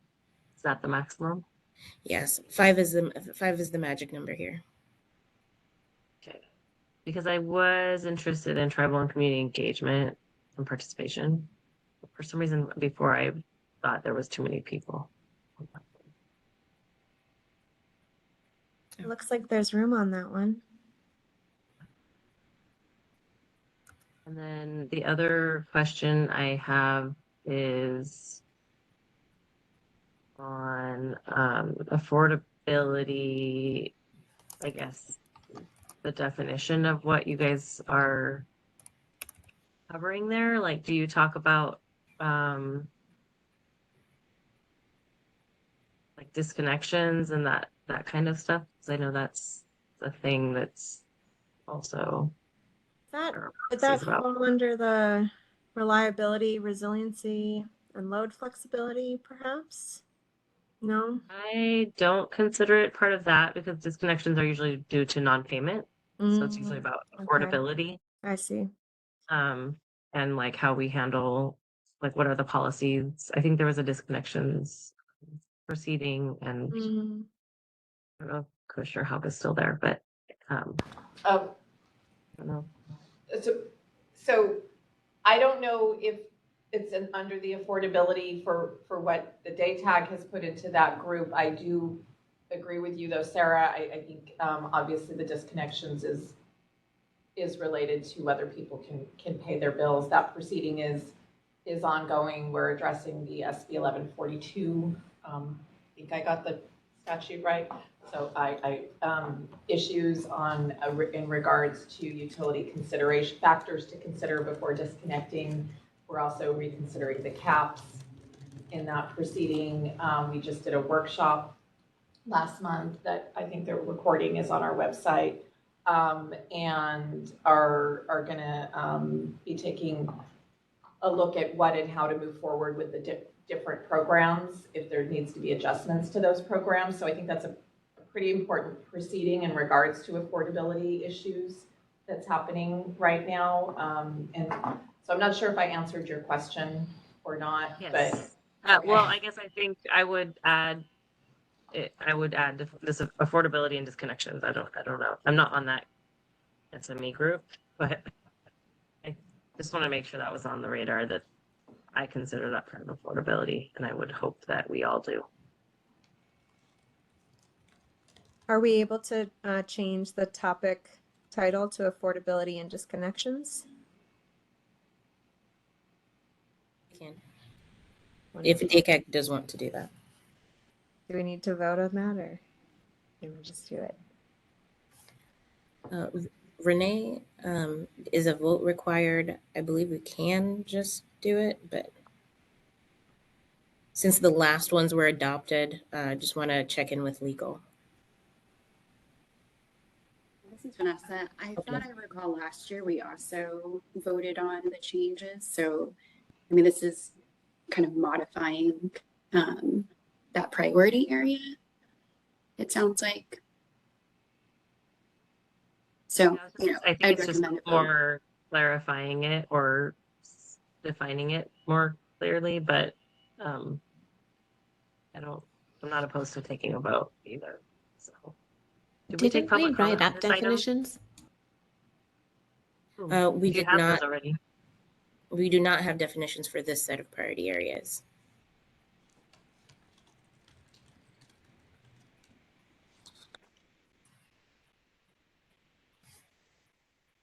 So, Sarah, if you would like, or any member, sorry, you can make a motion to make the change. I believe the way this particular item is worded is that any change can be made to this. You can vote on it, essentially. It says members may discuss and possibly adopt revisions to priority areas for 2025, including the identification of subject matter experts. Okay. I will shoot. I don't have this section. I will make a motion if everybody agrees with it to add disconnections to the affordability area. I second. And I need to the copy. Did we take public comment on this? Didn't. It is not in my notes, but that's a good point.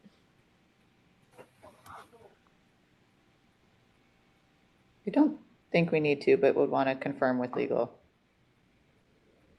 I just have a spot for public comment in my template. Right. For any motion, you should invite public comment before voting. Okay, great.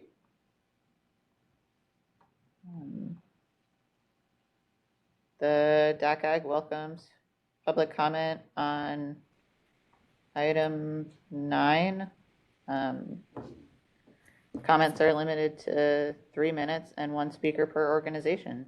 We'll show you a timer on the screen and alert you when your time is up. All comments will become part of the public record. Please let us know if you would like to make a comment so that we can call on you. For those on WebEx, use the raise hand feature that looks like an open palm.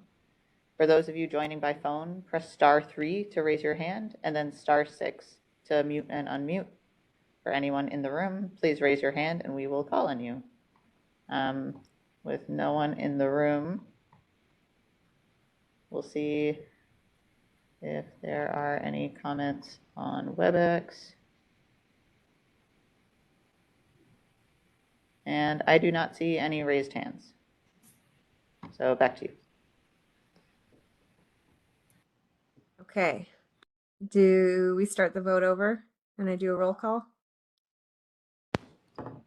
Great. Yeah. Just to clarify, do I need to, since I added myself to the, as an SME, do I need to put that in the motion? You think? I don't know. That does not need to be in the motion. Yeah, so So you the motion, volunteer. we're voting on is to add disconnections as an issue to the topic of affordability. Okay. I made the motion and you seconded A it. second. Abby Mayel. Aye. Sorry. Aye. Thank you. Chelsea's not here. Curtis is not here. Elena. Aye.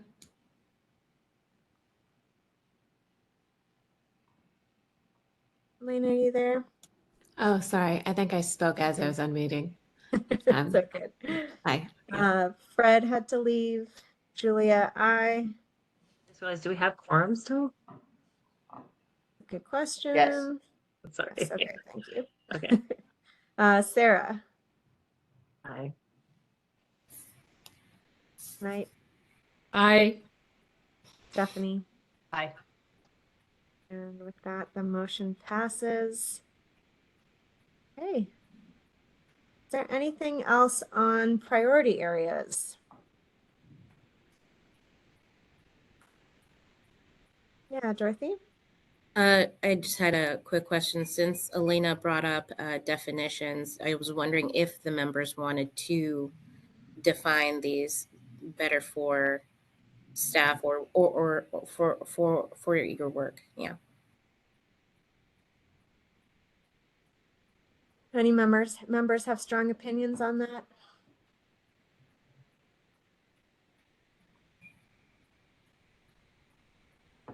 See some head shakes.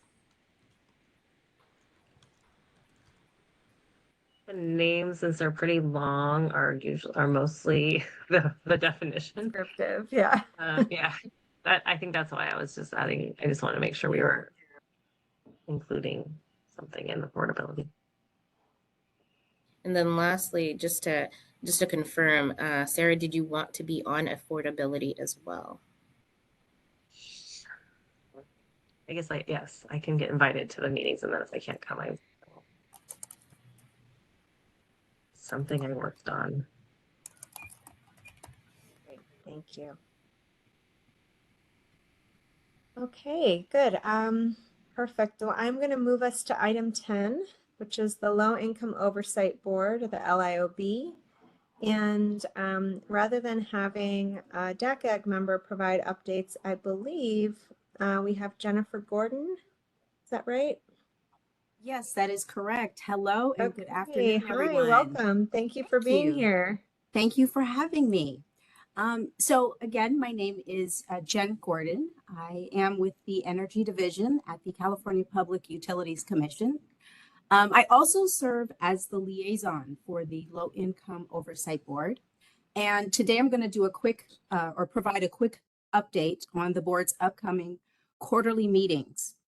So the quarterly meetings for 2025 are as follows. Our first quarterly meeting will be in March 25th, and it'll be in Bakersfield. Now, I do want to remind everyone that while we do have in-person quarterly meetings, we also offer a link so that people can view it remotely as well. Our second quarterly meeting will be on June 11th, and that will be in Sacramento.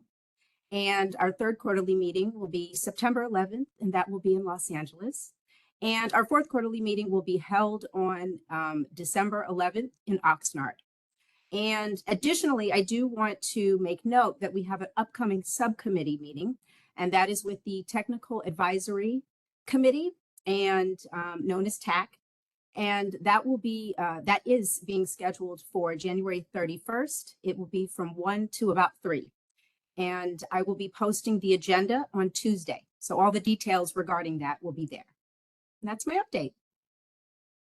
That's great. That's super helpful to have those dates in advance. Thank you, Jen.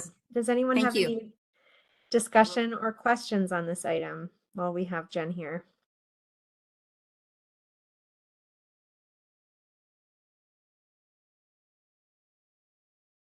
Does the, Yeah. sorry, go ahead. Go ahead. Go ahead, Sarah. I was gonna say, does the LIOB also have priority areas? I can't remember. It's been a while since I've been to an LIOB meeting. Yes, they do. I can just discuss what the most recent priority areas have been specific to our 12/12 fourth quarter meeting. There has been a lot of discussion on ESA, the ESA program. And of course, there was a lot of discussion from CBOs of underfunding and budget cuts. But I would say for the most part, ESA has been a topic of conversation.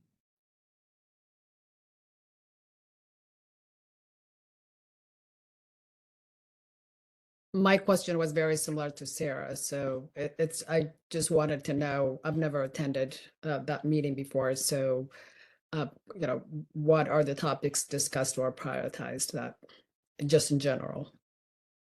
Thanks. For the subcommittees or for the actual LIOB? For the LIOB.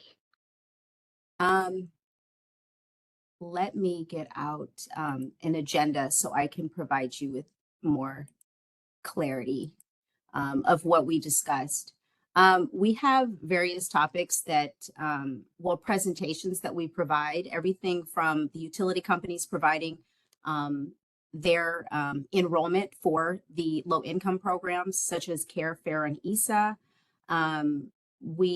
Every quarter, we have a different CBO, and they normally discuss their enrollment and what their roles that they play in the low income programs that we have for CARE, FAIR, and ESA.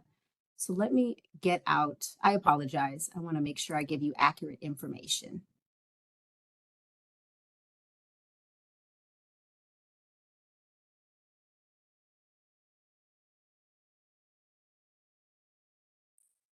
So for our 12/12 meeting, let's see, I cannot locate the, here it is. Okay.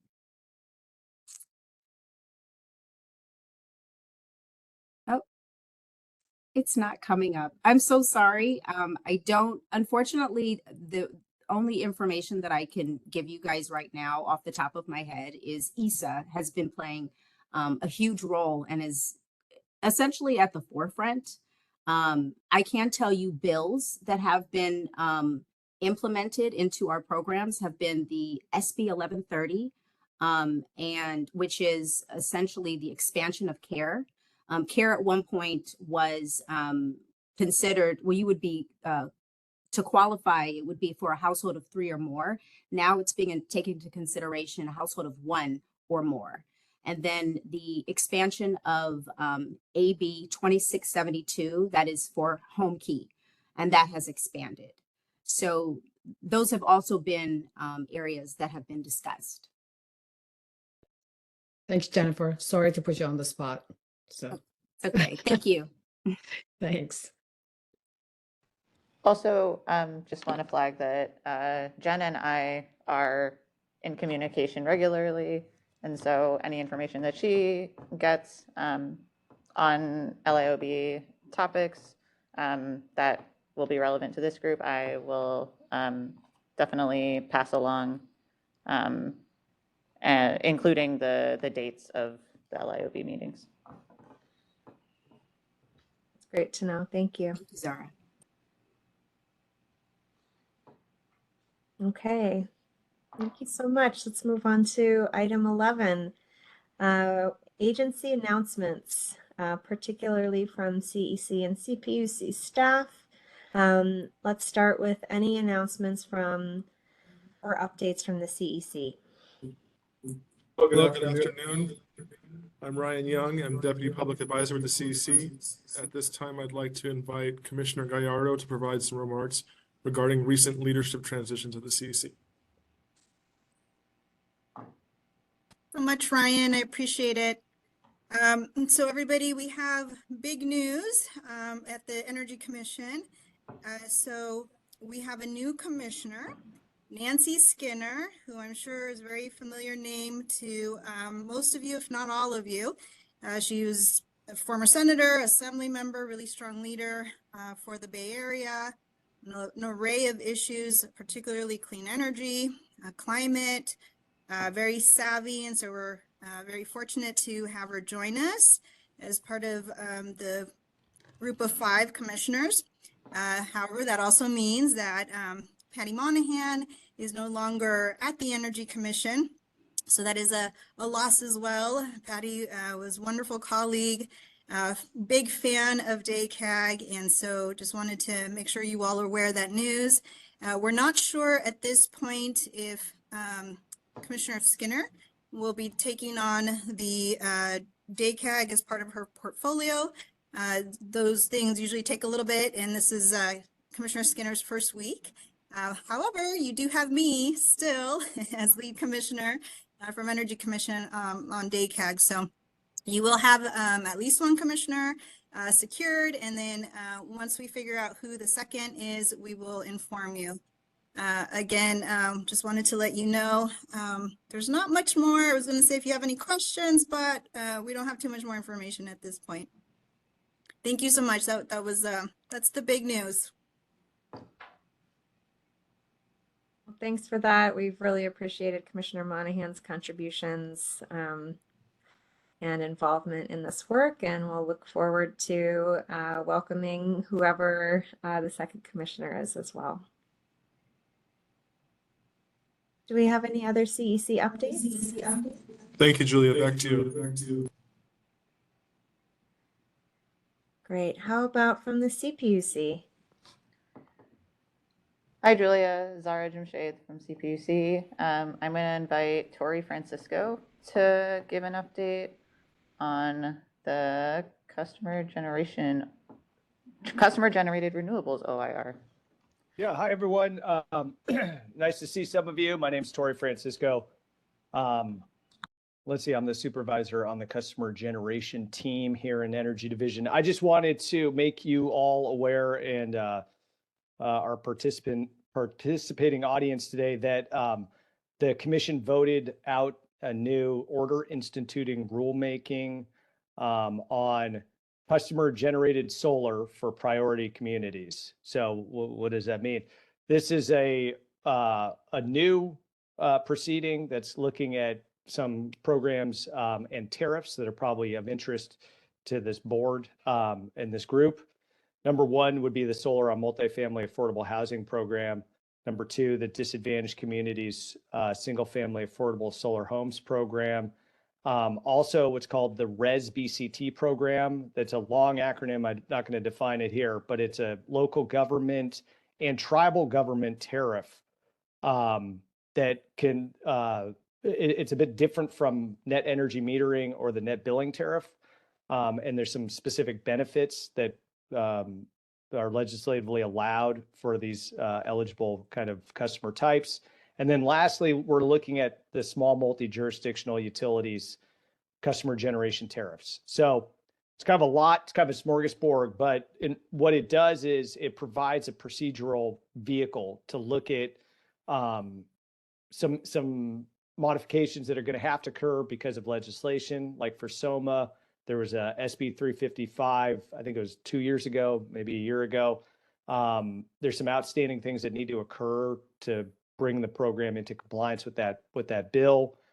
Specifically, we need to consider how can new construction participate in the SOMA program?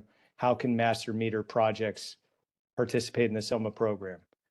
Previously, those building types weren't allowed to participate. So how are we going to do that? We needed a proceeding to spell that out.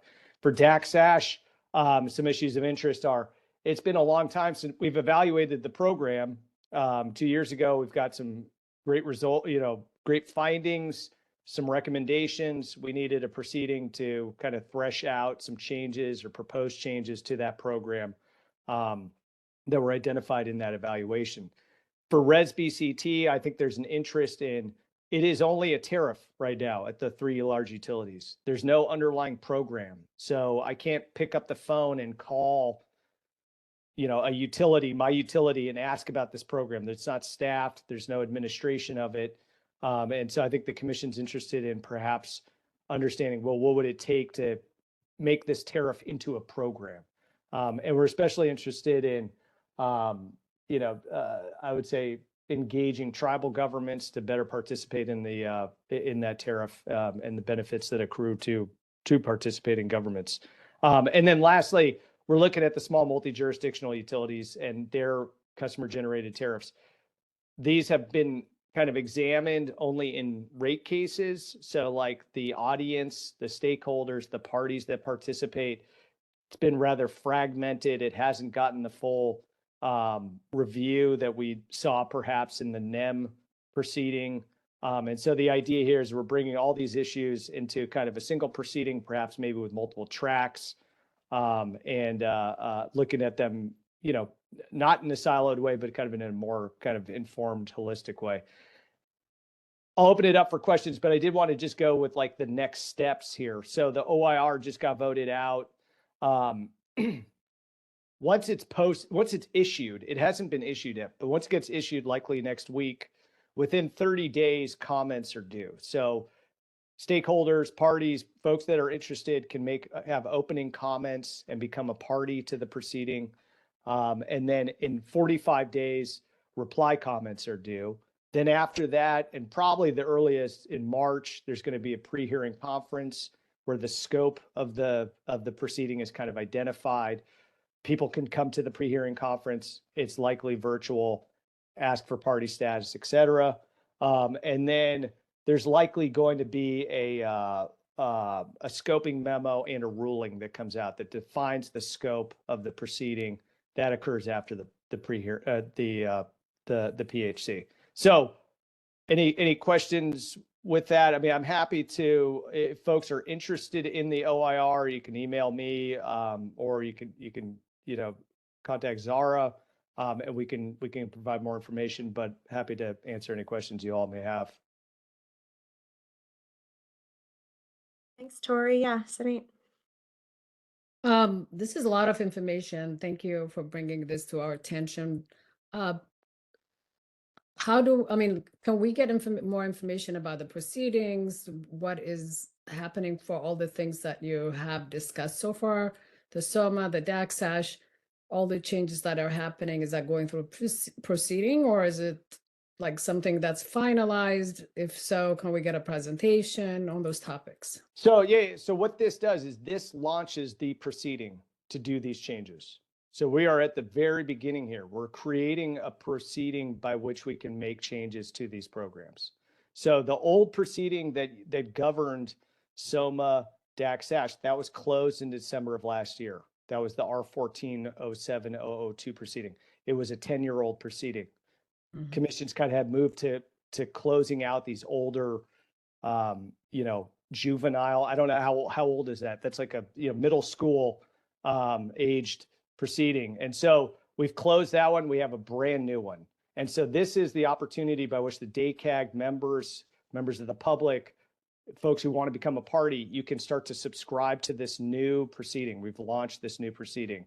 And to do that, I'm happy to connect you to the Public Advisor's Office, or us in Energy Division can kind of connect you with how to subscribe to the docket, how to subscribe to the service list, those kinds of things. So hopefully that's helpful. Sarah, did you have a question? I was just gonna comment and say for tonight's benefit that this is kind of what we were asking for in our December meeting. We were asking the staff to bring us the proceedings when they first start, so that we are not too late to get involved. And so I thank you, Tori, for coming and letting us know and giving us kind of a rundown of the scope of this new proceeding. It's very exciting. And I appreciate that we are now not going to be too late to be become parties if we want to. Yeah, any information, yeah. Oh, go ahead. No, any information you can provide us with would be helpful, yeah, for us to follow. Is there, to Sarah's point, is there a way to get the DACAG equity framework scoped into the OIR at this point for consideration? Well, if that was targeted to me, I mean, my understanding is that parties can bring items, well, perhaps in opening comments, perhaps in reply comments, or perhaps at the pre-hearing conference, the PHC. Topics can be brought up to feed into the scoping memo. Right, but the DACAG itself is not a party to any proceeding, and I don't know that we can become a party to a proceeding. Is there still a mechanism by which our equity framework can be considered and scoped into that process?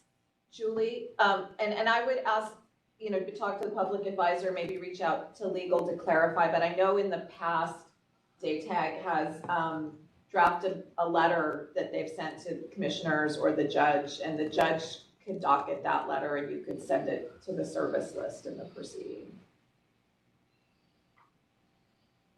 And I'll, and again, this is kind of, I don't know what you would call it, a character, or like the warts of the commission is that we haven't published the OIR yet. It was voted on yesterday. We don't have the R2501 number yet to subscribe to. So once that occurs, I'll work with Zara to ensure that the DACAG gets that. That's the proceeding number. That's going to be the proceeding number. It just hasn't been established yet.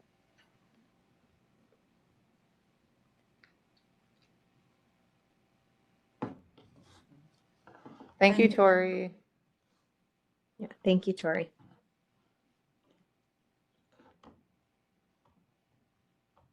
And I may make one last announcement, and this has to do with the SOMA program. And so I just wanted the board to be aware that the SOMA program, there's a decision issued last, let's see, this was, I think, in December, which made some modest changes to the program, but some of them could be of interest, and that is that the program can now offer storage in addition to the PV incentives. And what I wanted the board to be aware of is that there is a workshop that's occurring. This is a public workshop that is happening on Tuesday, February 11th from 1 to 3 p.m. And what that workshop, that public workshop does is I think they're going to socialize some of the decision directives and then work with stakeholders and groups that are operating in that program to kind of thresh out how are they going to implement some of these changes. So I'll circulate that notice with Zara's help as well. What was the program that you're talking about? Oh, that was the SOMA program. SOMA, okay. All right, thank you so much. Do we have any other updates or announcements from either agency? Yes. Great. Can I invite Judith E. Clay to make a brief announcement?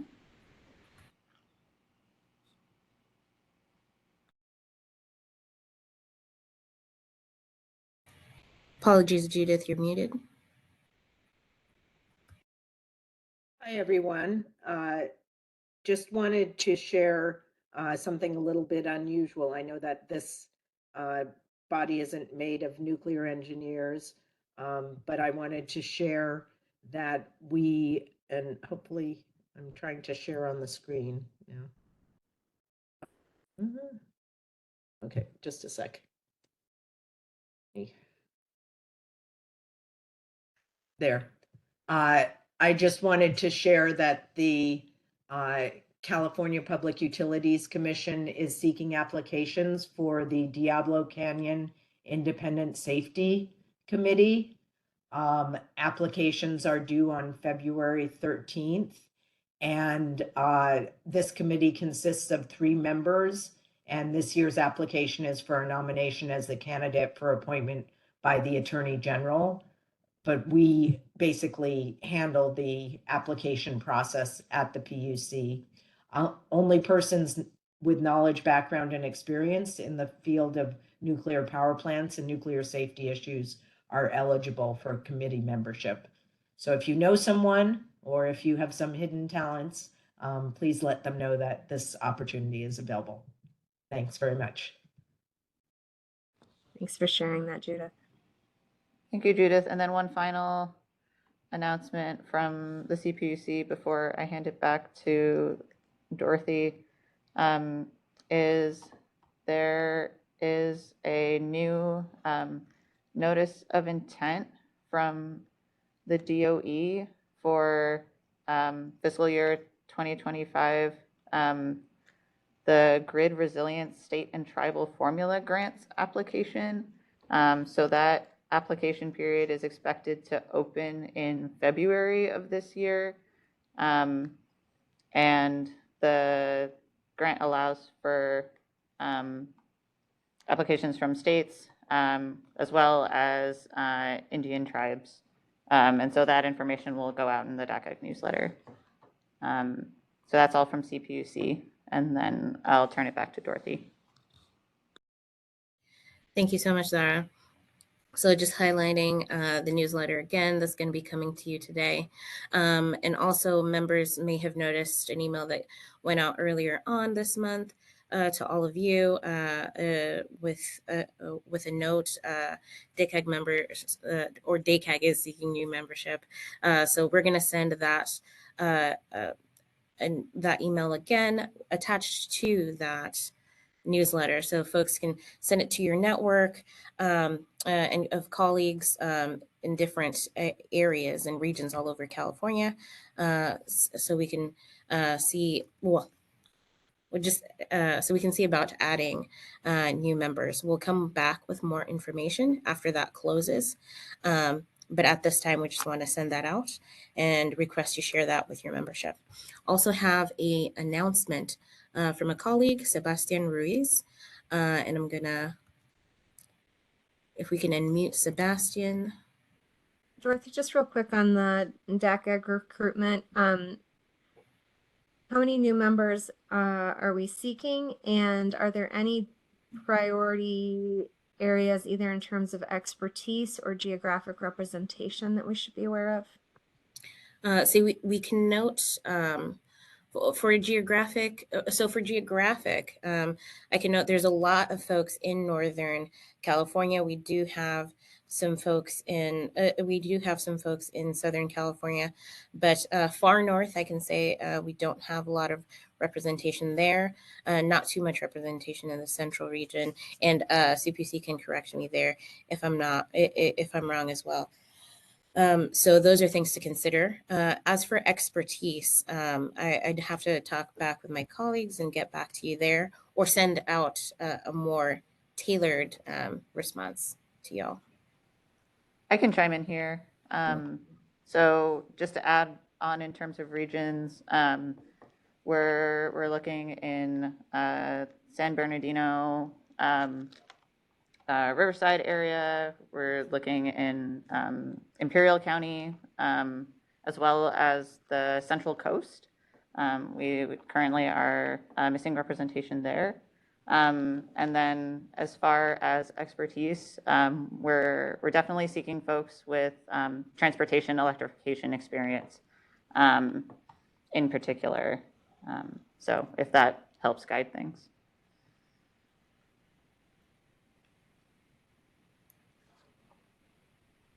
And those applications are due Wednesday, January 22nd.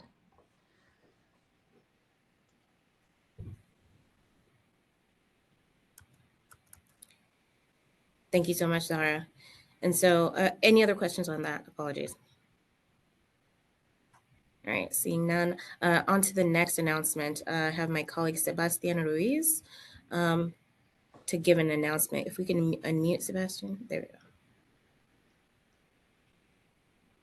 Yes, thank you so much. Are you able to hear me, Dorothy? Yes, you can.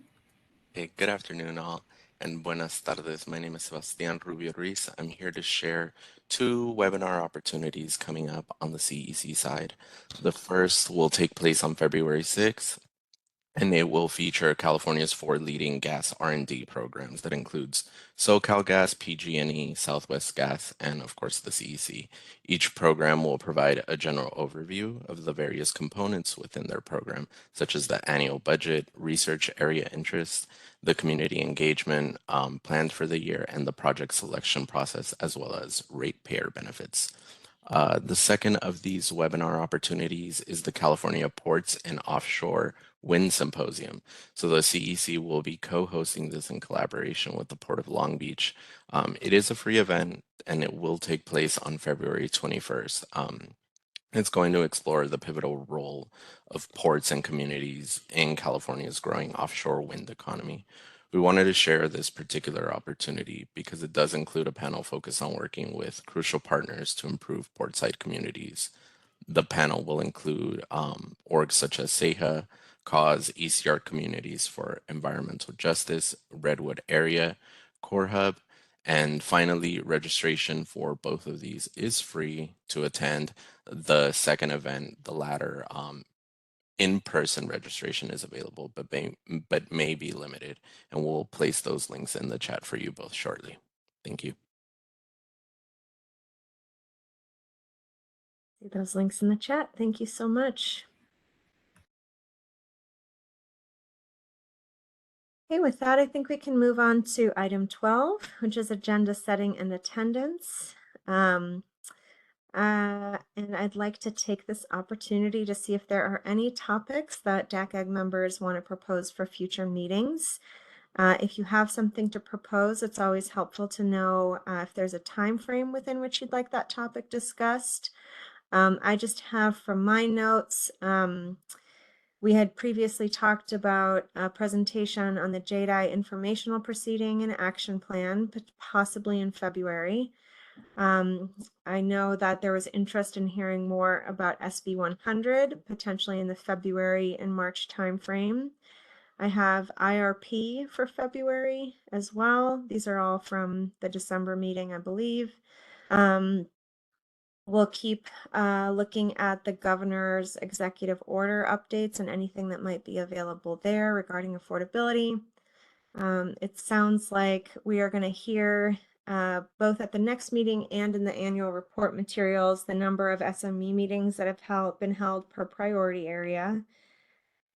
And then it sounds like we should talk about a SOMA/DACSASH letter as part of the new OIR at the next meeting as well.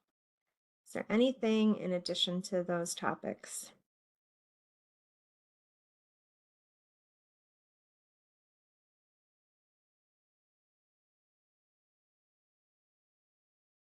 Okay. Oh, yep, Sarah and Tonight. I'm sorry, I was still trying to write notes from the previous things, so I missed that list. But Good. did you say solar for all? 'Cause I know that was one thing. Oh, I did not say solar for all, but yes, that was on the list. I remember that. Thank you. Yeah, I know that's been something we're waiting till for them to be ready to less. Thank you. Tonight. Besides writing the letter, is there any way that we can get some presentations about those programs that are related to, programs that are supposed to serve low income, underserved, hard to reach communities? Yeah. It's just to develop our own knowledge base and just to focus on the, some program improvements and what's working, what's not working, and barriers such yeah, so it would be great if we can kind of put it on the agenda to try to figure out throughout the year. Maybe we could have a presentation once in a while on those topics. Yeah, Thank that you. would be great.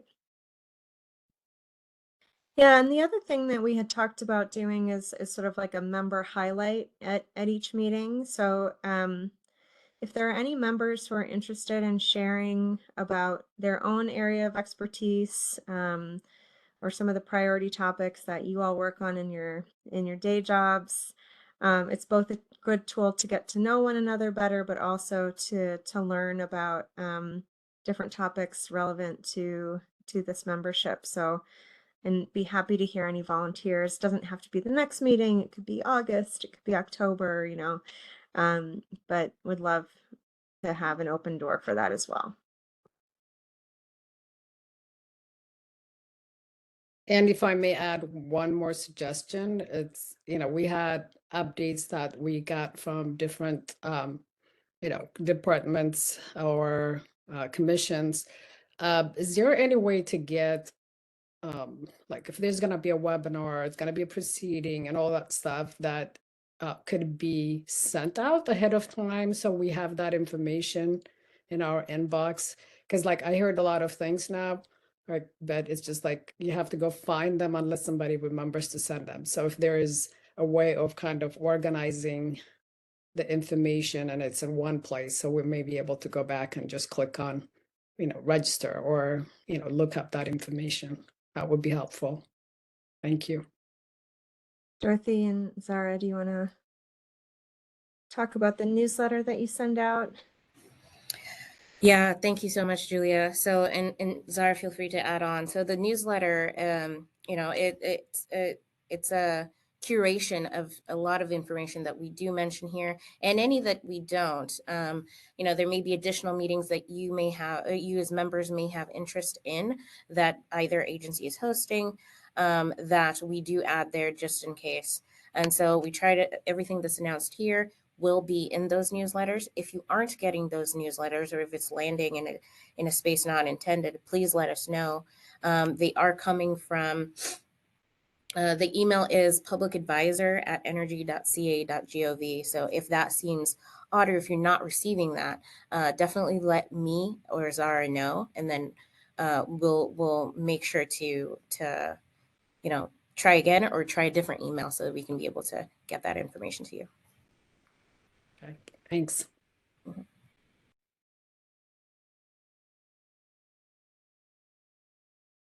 Okay, let's move on to item 13, general public comment. Agency staff, if you could please provide those instructions one last time. Sure thing.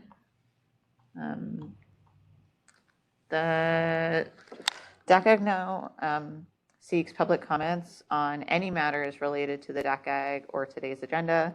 Comments are limited to 3 minutes and 1 speaker per organization. We'll show a timer on the screen and we'll alert you when your time is up. All comments will become part of the public record. Please let us know if you would like to make a comment so that we can call on you. For those on WebEx, use the raise hand feature that looks like an open palm. For those joining by phone, please press *3 to raise your hand and then *6 to mute and unmute.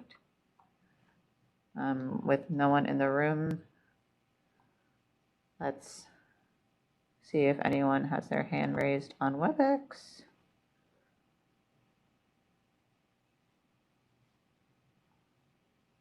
Seeing none, I'll pass it back to you, Julia. Okay, thanks so much, Zara. And with that, we are on item 14, which is adjournment. We are adjourned at 3:22 p.m. Our next meeting is Friday, February 21st. Looking forward to seeing you all then, and have a great weekend. Thank you, everybody. Thank you. Bye. Bye. Right.